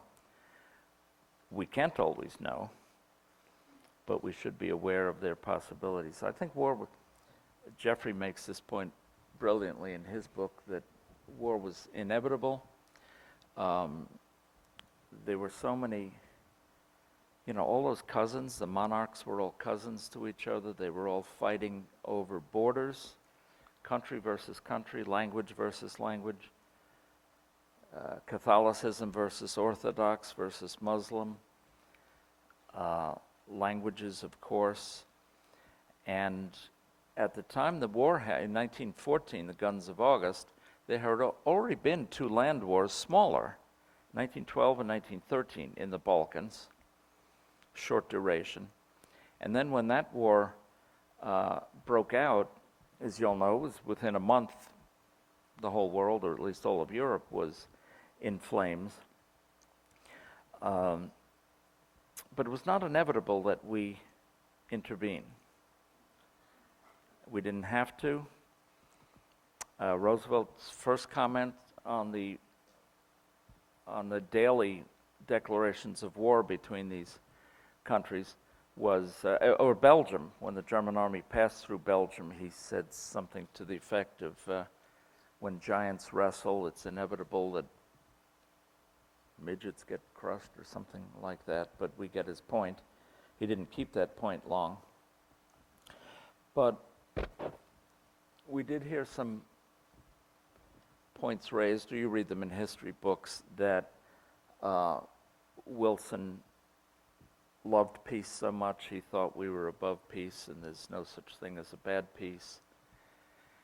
And America is too proud to fight. We know all of his phrases. We also know that Wilson said, before any of this happened, but he said it would be a supreme irony if it turned out that the main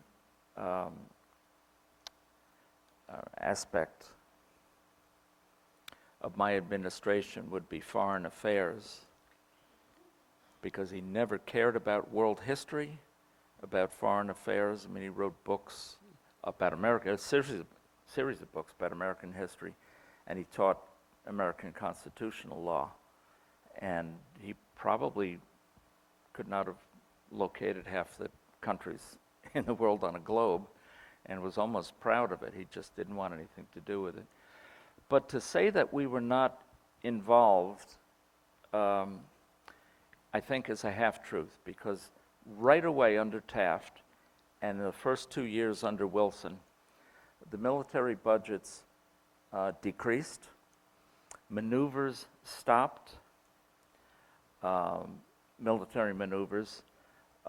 Yes, the Army and Navy shrank in terms of number of peoples and vehicles and ships that were active. So it was Taft as well as Wilson. But were we involved, not involved? No. In the last weeks of Taft's administration, our ambassador to Mexico was directly involved in the murder of Madero, the president. And we know about Taft's dollar diplomacy. We did throw our weight around, and if you view some of the things that Taft did and Wilson in his early months, Roosevelt interpreting the Panamanian province's 800th Declaration of Independence, all of a sudden he recognized them. That looks clean and honorable compared to what America was doing month after month in Central and South America. Our hands were very dirty. William Jennings Bryan, when he was Secretary of State already, it's forgotten by history, but he was involved in a financial scandal, allied with people trying to set up and strong-arm the banks in the Dominican Republic to America's favor and people in America favorable to the Democrats. So there was a lot of that, and it's forgotten by history. One thing to pause for a second, it's not just cartoons, but I've been a collector and pack rat all my life, and it's not just like, other people collecting matchbooks or something like that. To have long runs of newspapers from the 1890s to 1920s, complete runs of all the major New York newspapers and others, and magazines, Harper's Weekly, Leslie, Puck, Judge and Life, and Scribner's, and all those magazines. I don't collect just for the cartoons. I collect to know those issues better. And when you read the daily news bulletins and stories about details of history from those years, anyway, with me it's often happened, and I was a history major and everything, I say, how come I never heard of this? So, dig all you can, and as the digital archive gets fuller, comb it all you can. It's amazing what we don't know, and a lot of it's because what we choose not to know. Because my guess is because of current prejudices, and we just look for facts to support that. But Taft's arbitration mania took hold. Roosevelt was not a fan from the start. As I said, no maneuvers and stuff like that. And then Wilson, we were in a very funny position in 1914 when war broke out in Europe. It wasn't just that Wilson thought it was not logical that we get involved. He was never admitted to it, but for all intents and purposes, a pacifist. Well, it was his right. William Jennings Bryan bragged about being a pacifist, Secretary of State. The Secretary of War was a pacifist. Publicly, bragged about it. Who would nominate a Secretary of War as a pacifist? Well, Wilson did. I mean, there's an irony in that. Secretary of the Navy, Josephus Daniels, was a pacifist. So the policy that was developing and was rolling out as the world caught aflame was handled very strangely. I mean, at least you would say it's all counterintuitive. The other reason Wilson might have had the policies he did is that Europe and even South American countries declaring war on each other, an American island of non-belligerency, prosperity. We went through a little recession in 1913, but because of the war, almost instantly, our economy went through the roof. We had a bumper crop of harvest in 1914, but American banks and American branches of British banks were lending money to both sides, all sides, at exorbitant rates, and very quickly the European countries were bleeding themselves dry.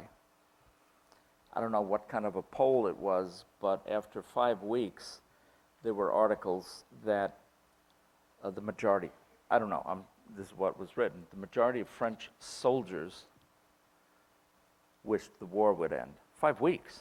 It went on 4 years. So the countries were being bled dry, going bankrupt, and they borrowed from American banks.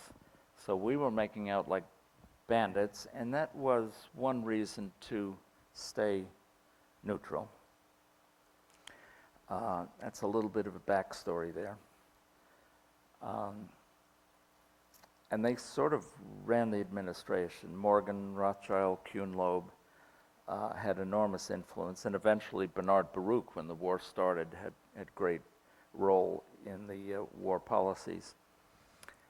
Did you set that clock ahead when? No. How long are we going? And in conclusion, let me say. So I'm suggesting to you that there was a lot of hypocrisy. Wilson wasn't a saint.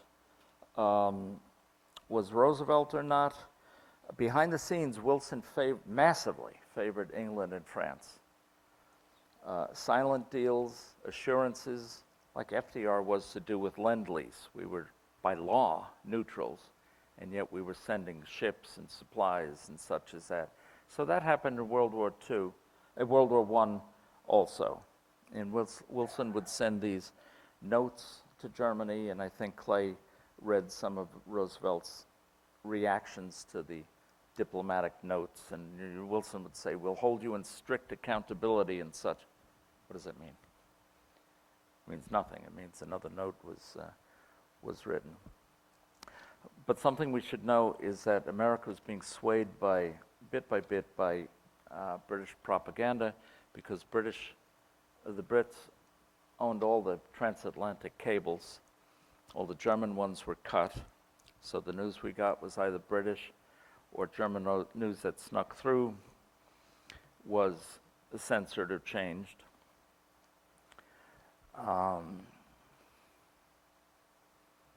And the Brits were doing things like putting American flags on their ships to claim that if they were attacked by U-boats, they were violating international law. They were putting munitions, tons and tons of munitions, on passenger ships. And before, you all probably know this, but before the Lusitania sale, there were ads in New York newspapers explaining to people on the travel pages of the newspaper that British ships have been known to ferry munitions, which is against international law. We will treat them as belligerent ships. You're hereby warned that you're taking a risk if you sail on the ships. To make it right or wrong that they sank the Lusitania, I don't know, but Americans knew what they were risking by that. Also, the Brits a lot were stopping American ships, confiscating our mail, holding passengers hostages, always letting them go, but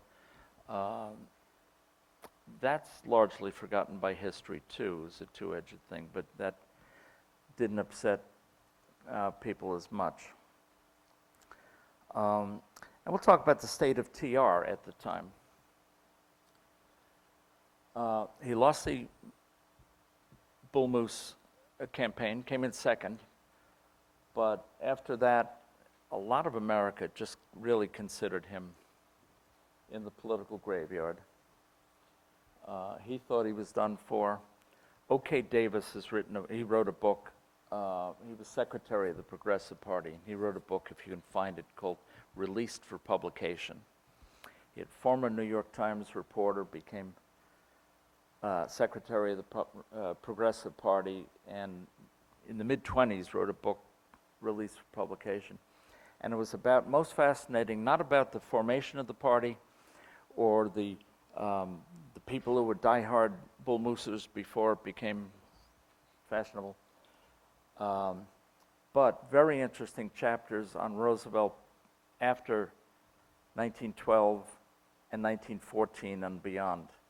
A lot of times, first of all, Roosevelt felt honor-bound to campaign for progressive candidates who had ruined their careers by leaving the Republican Party, were involved in losing campaigns, but making the effort. And Roosevelt thought, he said to O.K. Davis, he said, I'm going to get out of politics, but I cannot let any of these people hang without me. And sometimes they drove through the countryside, just the two of them, to very small campaign rallies, and hardly any progressives were elected in 1914. And then the 2 years after that, Roosevelt still wrote books and wrote for magazines and such, but he was really, he thought he was done forever. And that's where Roosevelt was. No one was listening to him, and he thought, and was mostly correct, that no one wanted to listen to this guy anymore. How does Kemble keep popping up here? That's how he was seen after the Bull Moose campaign. Who could put Humpty Dumpty together again? So when the war broke out, he started to dissent from Wilson's policies. And they were not welcome speeches or articles. America was largely pacifistic, or at least non-interventionist. And that song, I Didn't Raise My Boy to Be a Soldier, was very popular. It made Roosevelt's skin crawl. By the way, when war was declared and all the Roosevelt sons immediately volunteered, Edith Roosevelt said something like, I did raise my sons to be soldiers, but not the only ones.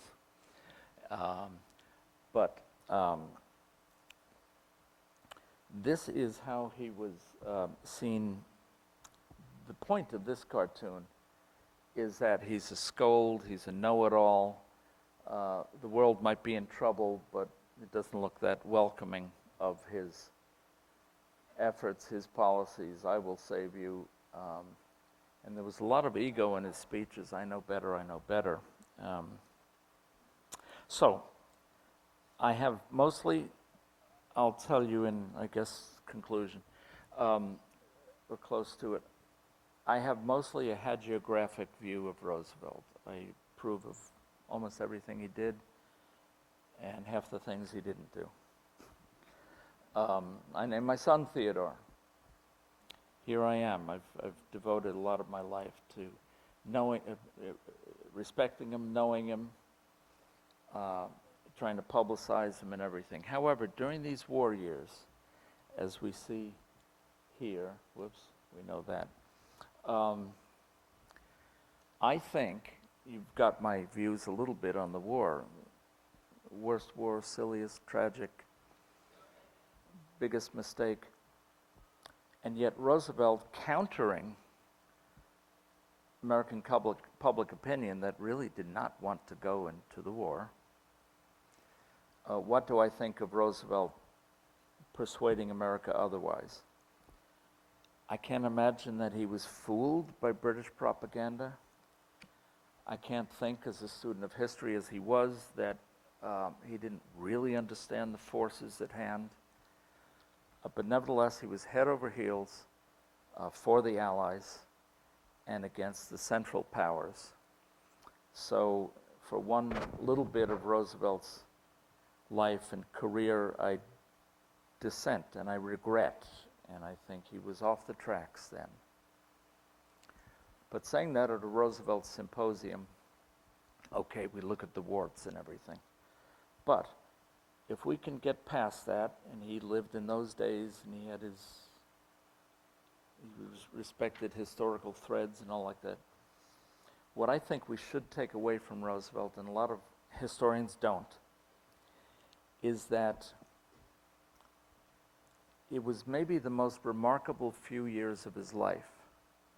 He didn't dig a new canal, he didn't overturn the federal government, but what he did between early 1915 and by the time we got into war, I say almost single-handedly, and I tell you, having newspapers and magazines of the time and all like that, almost single-handedly he turned American public opinion around. He was a voice in the wilderness. Okay, we'd talk about the Lusitania being sunk, but other than that, he would talk about issues, world politics, historical trends, what ifs about if this side won, if that side won. He'd talk geopolitics. And month by month by month, he started to persuade the American public. He doesn't get enough credit for this, and if you want to say blame, but the point is, he was a lone voice in the wilderness, and he was so effective. And how many people can do this? Now, we came very close to getting the Republican nomination in 1916, but there were a lot of resentments there. He had the progressive nomination, but he wouldn't take it because it would have meant the re-election of Wilson, and he was aghast at that idea. He would not let that happen if he could help it. So being a splinter candidate would have made that happen. But he came during those years, and then when Wilson broke off diplomatic relations with Germany, 3 months after being reelected as he kept us out of war candidate, okay, the Germans declared unrestricted submarine warfare again, but broke off relations in February 1917 and asked for a declaration of war in April 1917. Almost every speech Wilson made, every press release, were phrases that Roosevelt had used the previous several years. So I make an argument that really for the only time in American history, Roosevelt, during those years, was the closest we've ever had to a shadow president. Now, constitutionally, we don't have a shadow president. Informally, parliamentary countries do. Maybe formally, I don't know if Jeremy Corbyn has that title, but you know, they're shadow secretaries for every cabinet officer, so they become the spokesman of the opposition and everything. Well, usually in American history, it's been the losing candidate of a previous campaign or someone who's on the rise, Daniel Webster, maybe Henry Clay, people like that. So they were in opposition, but they never actually played the role of, when the president would make a speech, they'd make a speech almost immediately afterwards. When the president would have a declaration, point by point by point, it would be answered. When the president would go on a speaking tour, not every tour, but that Roosevelt would follow him in a truth campaign from city to city. He never called himself a shadow president, but to me it's really fascinating that before him no one did that, served that function so effectively, or since. That really has not been the case. We've had effective leaders in the opposition, but never point by point as Roosevelt did. And it is a remarkable testament to not just his ideas or commitments, but honestly the force of his personality, that he attracted attention, that he was willing to take vituperation. And we've mentioned the Nonpartisan League. He made a point of going to German neighborhoods in the upper Midwest and in St. Louis and speaking in German neighborhoods to German crowds, taking it to his most predictable and vocal opponents. When he was sued for libel in 1915 in New York, William Barnes, the Republican boss of New York, sued Roosevelt because he said that Barnes is a crook and cooperates with Democrat bosses. Roosevelt won, but when the jury was deliberating, or maybe in the last days before it went to the jury, the Lusitania was sunk. And Roosevelt, against the advice of his lawyers and friends, on the courthouse steps made public statements against the German Imperial Navy, against the Kaiser, and they said, Syracuse, half the jury are German nationals or immigrants. Tone it down. He did not tone it down. It's not Roosevelt's style. He took it. He had a favorable verdict. But it was really remarkable what he did. It was very sacrificial. He didn't need to do it, even though he burned with a passion on the subject. He laid it all out there. When we went into the war, and very cruelly, we won't go into that, but Wilson refused his, not just offers to have a Roosevelt division, but at every turn, slapped Roosevelt down. Very petty, I think. He did the same with Leonard Wood, who should have been, instead of Pershing, was in line to head the expeditionary force, and instead Wilson named him as a commander of Fort Frederick Funston, I think, in Kansas, training soldiers, because Wood happened to be pro-preparedness and started the Plattsburgh training camps and such. And there's a great cartoon in the last weeks of Roosevelt's life. The cartoonist says, no, this was happening. But one of Wilson's slogans was, he kept us out of war. Okay. So Boardman Robinson drew a cartoon of Leonard Wood and Theodore Roosevelt saying, well, he kept us out of war. And between Quentin's death and how he was mistreated and mishandled by the administration at a time when they could have used him, he had every right to be bitter. In a certain sense, he was. But it would be fascinating to speculate on where he would have stood on the League of Nations. He was against Wilson's 14 points, but we can't hold that against him, because most of you, I think, might know the characterization by Clemenceau of France, hearing about Wilson's 14 points. He said, Wilson and his infernal 14 points, God Almighty only has 10. And Roosevelt's proposed League to Enforce Peace, as it was originally proposed, was very different than Wilson's League of Nations as proposed. But do we know whether he actually would have opposed Wilson to the bitter end? Probably. He hated him to the bitter end. He might have come up with a compromise, and Wilson might have been in a corner. Wilson made the 1918 midterm elections very personal. He didn't ask that candidates for the Senate and House be elected who agreed with the war policies, the war ending just about at election day, or with a record of supporting the country or preparedness even as late in the day as Wilson did. No. He called for the election of a Democratic House and a Democratic Senate, which was a slap in the face to the Republicans who voted for war and supported the war prosecution and everything. So he was very petty.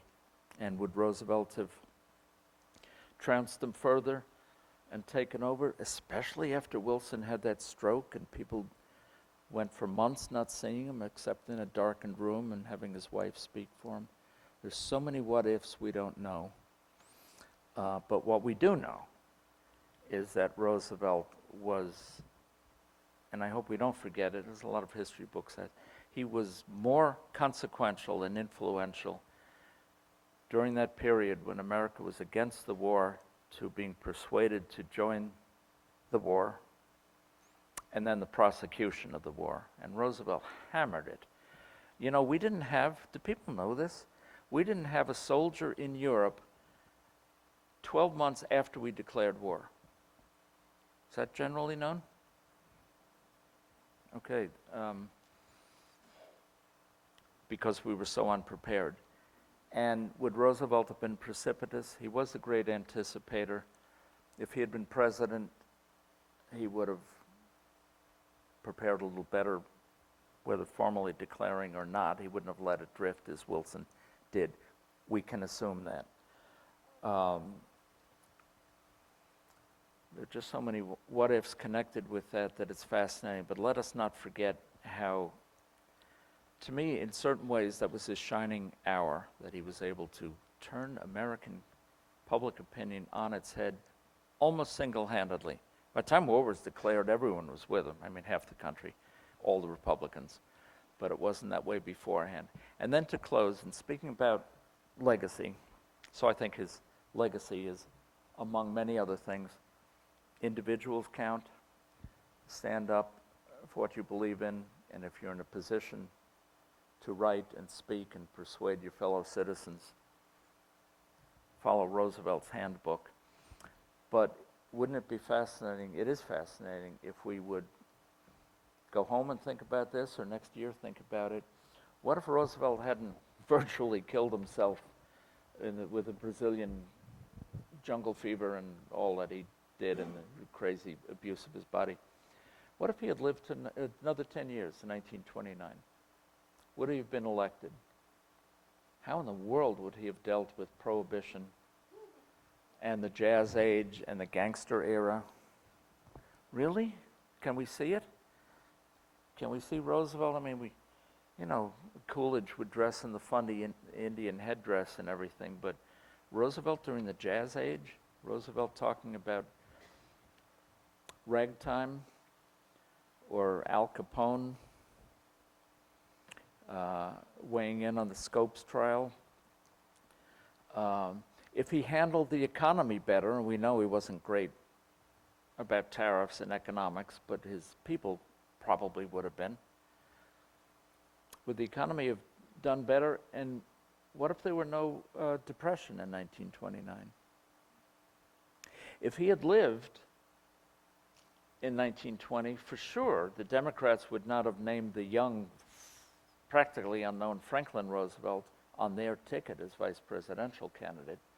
We know the only reason he was there is to get the magic name on bumper strips, if there were bumper strips. There weren't. But history would have been so much different. Depression or not, FDR might not have been in the White House. And we can play what if about a lot of things. What if the British had slept late at Bunker Hill or something like that? But the point about Roosevelt is, and I said in the last session, that he's baked into our culture now. And it's not a mere question of what if, but we know Roosevelt so well that if we know the issues of history so well, we can learn a lot by speculating. It's not a parlor game, and we can learn things about ourselves and going forward and call each other Ted heads proudly. Thank you.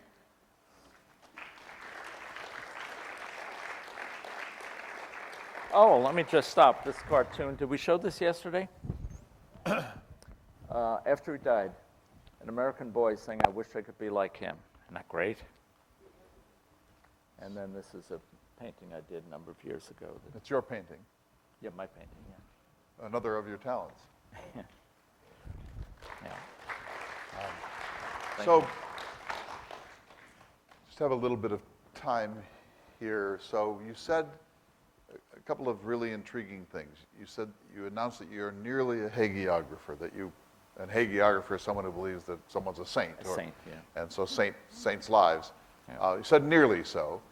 And so almost anything I'm going to say is going to look bad, I mean, if that's your view. But you said, but this was the one time you were disappointed in him. And what exactly were you disappointed in?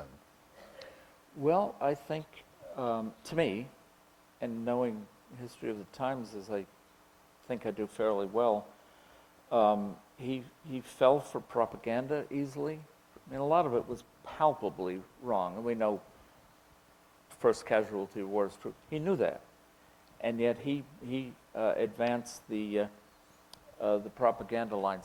A neighbor of his, J. Stuart Blackton, I'm working on middle burners, not back burners, but middle burners, 2 books on Roosevelt. One is fiction, that if Lincoln had not been assassinated, 20 years later, another secession movement, and Lincoln was brought out of retirement, and he needed a right-hand man, and a young Theodore Roosevelt helps the old Abe Lincoln save America for the second time around. So that's one of my books. But the other one is a book on Roosevelt's faith, and we touched on it before, and it is a very deep well to drink from. And of all topics, he was very modest about, very circumspect and private about it, but there's a lot of evidence that he was a man of deep faith.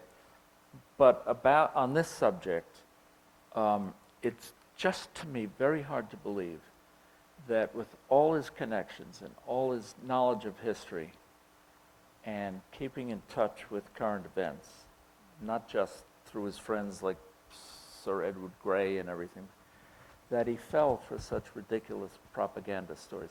His neighbor, that was the reason I thought about the books. Another book I'm writing is going to have a figure. J. Stuart Blackton is the main character. He was a cartoonist. He helped invent animated cartoons, and he was also a movie producer. And so he's going to be the central character in his book. But he was a neighbor of TR in Oyster Bay. And in 1915, he produced a movie called The Battle Cry of Peace, really about what would America go like if we were invaded and lost to Huns. They weren't called Germans, but they obviously were with the helmets and everything. Roosevelt backed it financially. He got a lot of his friends to back it. He endorsed it as like, one of 12 quotations. He thought he would hurt the cause if he were too publicly identified with it, but it was out and out propaganda about the enemies of America. And this was in 1915, 2 years before we got into the war. But he was already assuming who our enemies were and would be. And I'm just disappointed that, to me, he just didn't consider the issues more carefully and maturely. So, okay, so fair enough.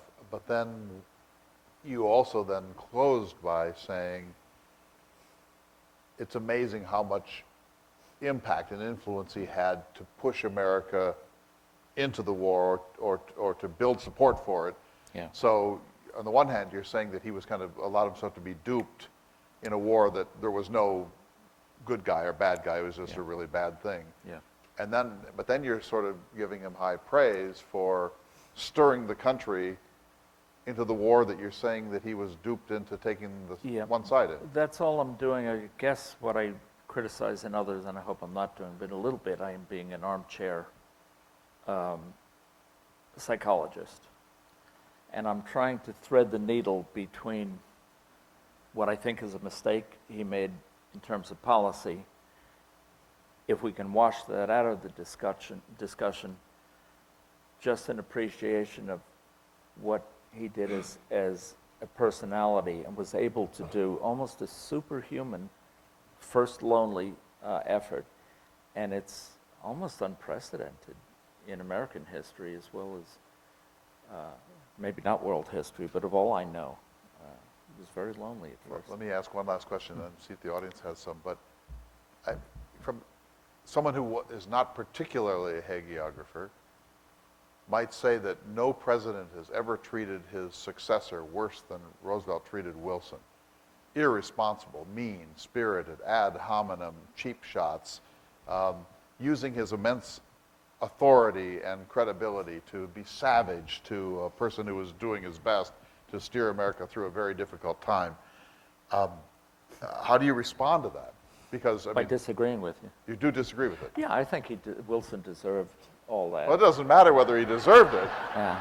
But, I mean, I'm sure that G.W. Bush has things to say about his successor. Presidents, generally speaking, try hard to be deferential to those who follow them. Okay, that's a good point. He only started using those types of terms about Taft when they were in the primaries, not before him. As a matter of fact, all through the end of 1911, a lot of newspaper editorial writers, a lot of politicians, he was claimed by both sides. A lot of the conservatives thought he was still going to rescue the old guard, believe it or not.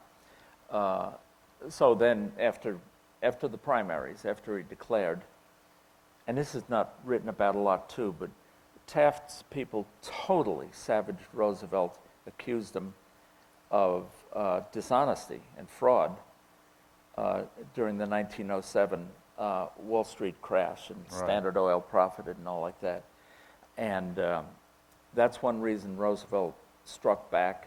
And then also not known, but the Taft administration tried to give away the majority of Alaska to the Guggenheim oil interests. I don't know if Guggenheims are in oil anymore. They're kind of greasy. No, I don't know. But those reasons, it wasn't just ego or He had his nostalgia reasons. for his office. So he had reasons. And I think he did with Wilson pretty much from the start. I think he was just more colorful than he needed to be, but he was TR. I'm surprised he was surprised when Wilson turned him down on that last Rough Rider run. Thoughts, questions from the audience? We have about 4 minutes here. Yes, go ahead. Okay, I've got one. Actually, I've got several comments, but a quick one I wanted to hear about from the group. How does Roosevelt react to the first wave of the rise of the mass media, papers for the masses, coming out and ranging all the way from the New York Herald Tribune, which is plenty of people consider the best newspaper ever made, to the first of little squishes, pre-runners of the National Enquirer and so forth. How does he react to? He plays on repeating the question. How does he react to the coming of the penny press and the yellow journalism and the great rise of media in his time? Yeah, he played them like a fiddle. For one thing, by the way, the Herald Tribune only became a paper in 1924. It was 2 papers before then, they merged. But the other papers, the yellow press and penny press you'd be referring to, were principally Pulitzer and Hearst. And they were both Democrat in the 1890s. Yellow journalism, sensationalism. We have a front page out in the display case. Up to that period in the 1890s, newspapers were called tombstones. A gray type, very narrow, no illustrations. And then Hearst printed in, I think, 128-point type, war. And they sold millions of copies a day. Those 2 papers were anti-Roosevelt. But when I say played like a fiddle, his best friends were newspaper men. He gave a lot of exclusives behind his don't quote me but, all that business. And the editorial pages might be against him. Excuse me, the news columns and thinking of Wallace, the way he talked about the publishers, editors, and truck drivers. But Roosevelt had a lot of friends and a lot of sympathy amongst the press. And some of the cartoons that were we talked about the anti-Roosevelt, the cartoonists would see him 2 days later and they'd go hiking together or something like that. So he dealt with it okay, and I think on balance, he thought he was probably treated better than badly. He gave the press their first room in the White House. Yes, that's right. He created the Ananias Club, which allowed him to banish those reporters that he felt had betrayed his liars. off-the-record. Yeah. So, Sharon, do you have announcements? Come on up. 2 more minutes. 2 more minutes. Is there a last question here for our cartoon historian and our historian of the Great War? I have a last question for you then. It's about you. In the last 3 minutes, you've said you're writing 3 books. And one wants to be skeptical, except that you've written 70. So how do you do this? How do you do this? Well, it was 70 the other day. It's 74 now. It's the weekend, you know? How do I do it? It's easy. You want to know? Yeah. Okay, I sit at my in desk 2.5 minutes. and I look at the pile, how high the pile of bills are. And that's my motivation. I don't know, don't the Chinese have a saying, it's a curse to live in interesting May you times? live in interesting times, May you yeah. live in interesting times. My books are not all about, the popular culture mostly. So some are Christian books and such are children's books, but otherwise it's journalism, books about movies, television history, country music, biography of Johann Sebastian Bach. So it's just that and I work on books simultaneously when I'm blessed to have contracts. And it just keeps me fresh. It's like different courses of a meal or something like that, and that's how. And some of this is fiction? Actually, no, not No, it's yet. all non. The only fiction I've written so far have been tax forms and expense reports. And, wow, it's just so easy to set you up. So, if you... Oh, by the way, no, I've written hundreds of comic book stories. I was editor of Marvel Comics and I worked for Disney, so that's fiction too, but it's like, with animals, talking animals. You're a hagiographer of TR. Are there other figures that you feel equally passionate about positively? Yeah, Benjamin Franklin and Charles Lindbergh. Lindbergh, our neighbor in Minnesota. There you go. And collector and of if archives this is and such. a mean question, but if you only got to put one of your 70 books in a time capsule that's your book, what book is it? Well, I would say Bully, but it's sold out now, so there's no reason to. Honestly, the ones I'm proudest of that could be buried with me would be Bully, or a book I wrote called America's Great Comic Strip Artists, Abbeville Press, and the biography of Bach. That came out all right. I was happy with that. Yeah. Our dear friend, Rick Marschall. Thank you. Very kind to me. Thanks. Thanks. Oh. Speaking of Bach, this is your last chance to buy books. So any of the authors who've spoken, for whom we still have the books, we do have Bach. Rick has also brought some from his own collection, his private collection, where he has duplicates or that sort of thing of Roosevelt Legacy books. This is one, A Cartoon History of Roosevelt's Career by Albert Shaw.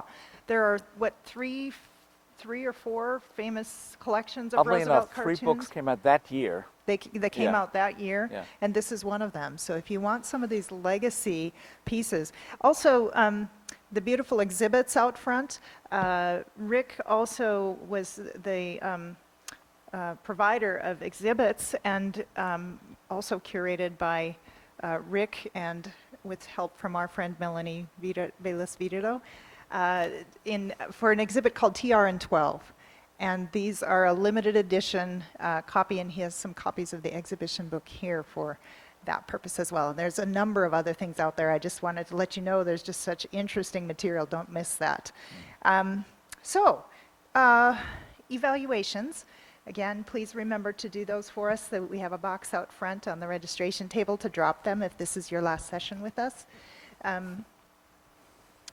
When we break at this, when we wrap up here, we're providing the option for you to learn a little bit more about the work of the Theodore Roosevelt Center in creating the digital library. I know the Rhodes Scholars had specifically requested to have that opportunity to see kind of our workspace and talk about that project and what we're doing. And so we'll be going out of the doors here and down to the left to Stockton Library, where the Theodore Roosevelt Center is located. And I'll be your host for that, but anyone else is welcome to join in if you wish to. It'll be about 20 or 30 minutes. It's really up to you how long you want to ask questions about what it is we're doing and how far along we are and those kinds of things. I want to, because many of you won't be with us through tomorrow, I want to take this opportunity to just allow you to thank the DSU team. You know, Clay and I are up front and you know us, and but what makes this enjoyable for all of us is that there's an amazing team of people behind this effort. And I want to specifically recognize Jarvis Johnner, who is running the sound and lights in the tech booth. Kathy Obrich and Anthony Willer and Donna Hickman was with them yesterday. I don't see her right now, but they're running the cameras. And so this will be archived and become part of the Roosevelt research base that we're developing in our digital library. So that's part of why we are recording this as we go. The food service, I think, has done a great job for us, our facilities team, and I want to specifically also recognize our own DSU TR Center staff. Eric Johnson joined us a week before last year's symposium, and Kelly Highland joined us 2 weeks ago, and I think they've just done a fabulous job serving all of you. There are many, many more, but I can't not recognize our great moderator, Clay Jenkinson. Tonight. Yes. So, a few instructions for tonight and tomorrow. For tonight's event at 7 o'clock, there is an admission fee for others who will be joining us, so please have your name tags so we see that you're part of the regular program. We probably will recognize your faces, but it's easier, depending who's at the door, just to kind of show that. Again, when we break from here, we have a little bit of time. We gather at, I'm sorry, I didn't bring the schedule up with me. 4:30? Let me just, yeah, 4:31 and a half, Rick says, is our gathering time. And that is at the DSU Foundation House. We'll have a brief reception there, some light hors d'oeuvres, and then from there we'll come back over to the DSU Student Center. They're very closely co-located. The address for the Foundation House is in your program books on the schedule. If you have any questions about that, just grab any of the staff for how to get there. So that's at 4:30, and then at 5:15 we come back and sit down for dinner, and we will be back up here promptly at 7 o'clock for the evening event. For tomorrow, those who are joining us on the field trip, if you haven't yet checked in to indicate you're definitely joining us for the field trip, please do that again at the registration desk to the left of the doors here. We will leave from the DSU Student Center at 8:30 a.m. Now, a nice problem to have in our community is that there's a lot going on at any one time. DSU is the host of the city's Harvest Festival tomorrow, and we expect 2,500 or 3,000 people to be here. The city is blocking off streets around the campus, probably starting around 7 a.m. So for those of you who are coming at that time, if you look at the map that's in your program books, the DSU Student Center, the doors we went in today, on the south side of the building. Tomorrow we'll be entering and exiting on the north side of the building, just around the back. So if you have questions about that, again, see any of us as staff. If you're driving up and joining us and you don't see the bus, that's why. It'll be behind the student union. And that's where you should expect to park as well. Normally, if you've come with us before, we just park right out front on Campus Drive, but that will all be blocked off in the morning. So I apologize for that. It's, again, a nice problem to have. Lots of good things going on, but we'll be just back around behind on the north side of the DSU Student Center. And that's where vehicles can be left for the day, and then we'll be coming back at the end of the day, and that's where you'll pick them up to depart tomorrow evening. Dress in layers. It looks like it's supposed to be 50 degrees tomorrow morning, but 75 degrees midday. It's going to be a beautiful day to be in the North Dakota Badlands. We couldn't be more delighted to be able to share them with you. And if you are going to drive and follow the bus tomorrow, we welcome that. But again, make sure that you check in with us and indicate that so we know to expect that. And we'll give you just a little bit of instruction about how we're running the route and the points at which you can kind of plug in, and we'll get off the bus and talk to you a little bit as a group. Anything else you can think of, Clay? Just, we're going to have great fun tonight. It'll be Yes. about an hour and 10 minutes, so I know you're all tired. You can get some refreshments now. We're really thrilled that you're here. We get it that these are long days, but tomorrow is going to be an absolutely wonderful time. If you're not from North Dakota, there is no time like this time in the North Dakota calendar. These crisp autumn mornings with the kind of sun that no longer as strong as it was a month ago. The cottonwood leaves are just beginning to turn. You'll see some. This is the rainiest summer probably in modern North Dakota history. It's greener than you probably will ever see it again. Tomorrow's going to be a spectacular day, and if you haven't seen the Enchanted Highway, you're in for a very, very, very interesting North Dakota phenomenon. So do come. Do come. So we are adjourned. Again, book sales will be available. Those who wish to learn about the TR Center, meet me out the doors to the left, and we'll be at the Alumni House at 4:30.